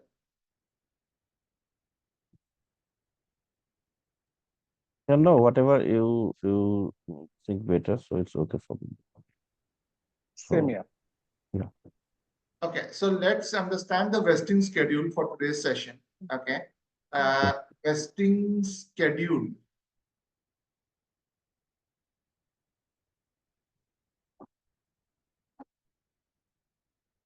Okay, and after the session by late evening today, I will share the recording with you. Uh, I will share the recording on YouTube. So you will get a link on your Gmail. Okay. So using that link, you can open the video and watch the recording.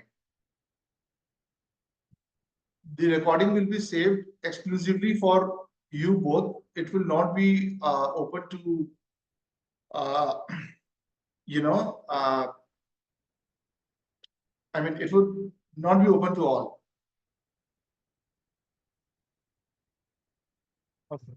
Yeah, understood. So vesting schedule, suppose that Mr. X, okay, Mr. Y and Miss Z, okay, they got 1,000 options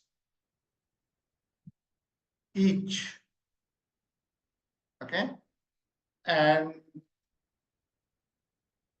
Mr. X has a vesting schedule of 33 1/3%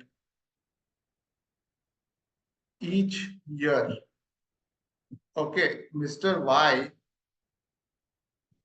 has a vesting schedule of 25% each year. And Mr. Z has a vesting schedule of 20% each year. Okay.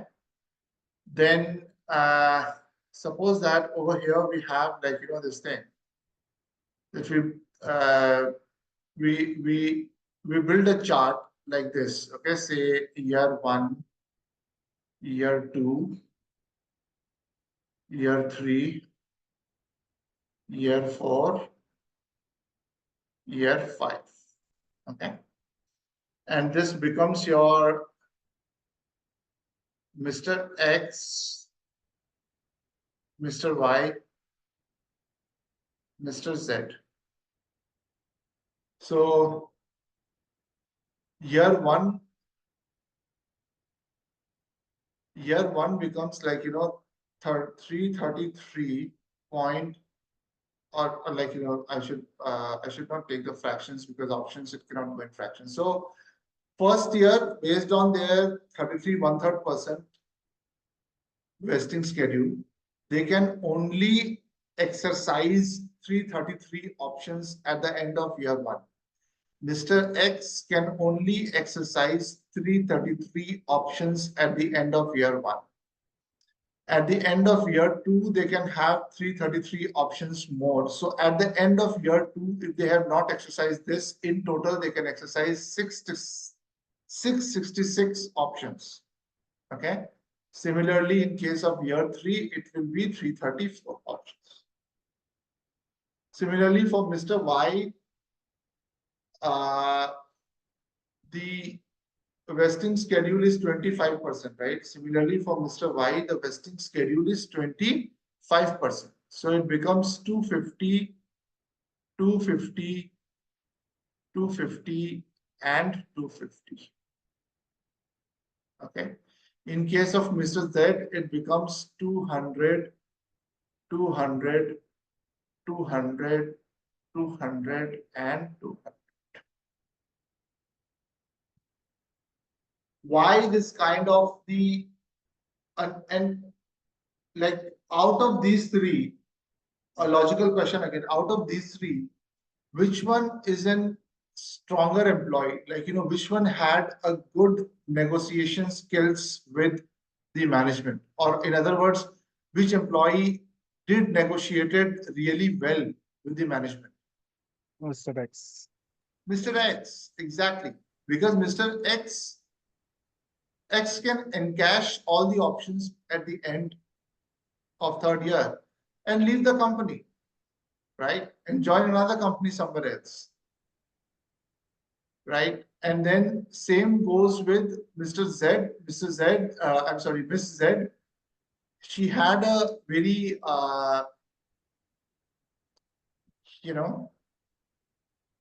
weak negotiation with the management. So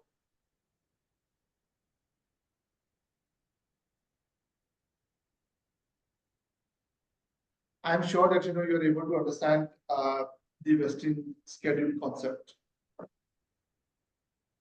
Yes. Yes, yes. But Rajiv, I didn't understood the relevance of this vesting schedule from 409A perspective. It is not relevant from the 409A perspective. That's a very great point, because what we look at is we do not look at options which are vested. We look at options which are outstanding. Right. Okay. We only look at those options which are outstanding, but it was important to go through each and everything that, whenever I speak that, the vesting schedule and all, it should not be remain like, I mean, as a blank space. Understood. Understood. But from our analysis standpoint, we do not look at the vesting schedule or like, those options which are already vested, unvested. No, we do not look at it. We only look at those numbers, which are relevant to us. So for our analysis, we are only interested in knowing how many options are outstanding, how many options are outstanding as on the valuation date. At times, you will see files from the client in which, like, options were granted, and then like, some were exercised, some were like cancelled. So you have to do the calculation on your own, and you have to arrive at the number which says that the options are, how many options are outstanding, how many options are outstanding as on the valuation. That is the only number that we are interested in.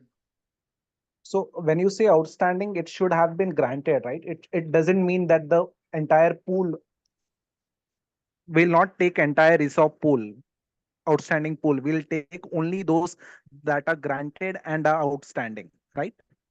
Yeah, so that becomes the okay. Yeah, so we are not considering the entire pool. We may show the entire pool in our analysis, but for our breakpoint calculation standpoint, we only look for those options which are outstanding. Understood. Okay. Yeah. And and in addition to options outstanding, we also look for those options that the management has indicated that they will issue in the next 12 months. Okay. That is a question that we will ask to the management. Okay. I would be explaining everything like, when we go into the option pricing, but since you have already raised this point, I just thought to bring it up here only that, along with the options outstanding as on the valuation day, those options which the management has indicated, or those number of options which the management has indicated that they will be issuing in the next 12 months from the valuation date, we will include those options as well in our analysis from the dilution standpoint. That, these options are anyways the management is planning to issue, right, in the next 12 months. So we will include that in our analysis. We will make sure that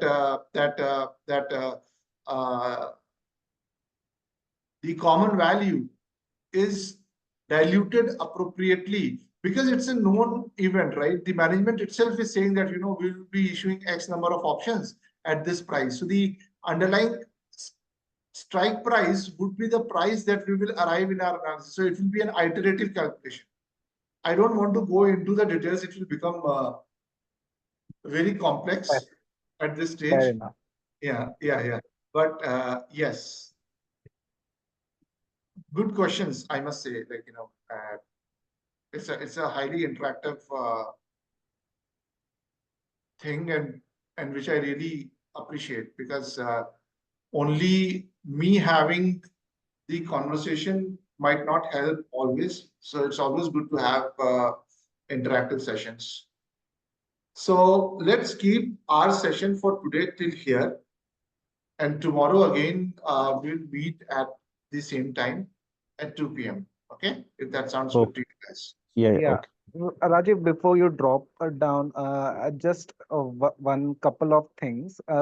First you started with explaining this 409A thing and who can do this 409. So that on that point, just wanted to understand, is there any restriction that only a US firm can do, or if I have a valuation firm based in India, I have that valuation expertise. Can I also do, or is there any specific requirement to have some US license or some US based, it should be a US based firm? So, I mean,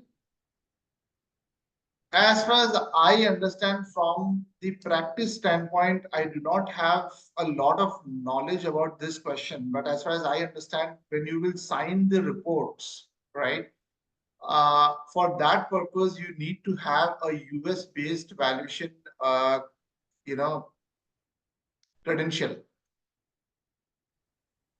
Okay. And So it basically can you mean be that in, either a ABV or a CVA credential. yes, yes, Okay. that's right. Oh, understood. Fair enough. And other thing, just to understand the whole purpose, because in India, we do some ESOP valuations in India. So in India, when we generally look at the options, which is given to the management, the strike price is always the face value, the minimum possible value, the strike price. Uh, so, so in US, are you saying that the ESOPs which are given to the management also have to be given at a fair market value, and they can't be given at a lower value?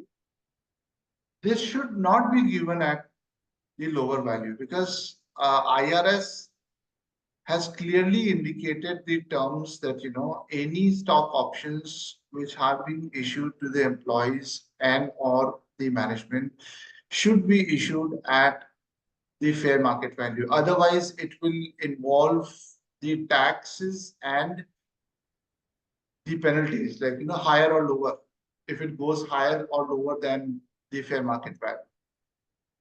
Understood. Okay, fair enough. That's it from my end. Yeah, thank you. All right, then. Yeah, thank you. Yeah, Shubhankar, were you saying something? Yeah, I've not shared the Gmail. I've shared the Yahoo account, so I'll share the Gmail mail ID with you. on WhatsApp. Yes, okay, sure. Yeah. Sure. You can just WhatsApp me, Yeah. so I can, yeah. Okay. Thank you. All right. Thank you for joining. Have a great evening. We'll meet again tomorrow. Sure.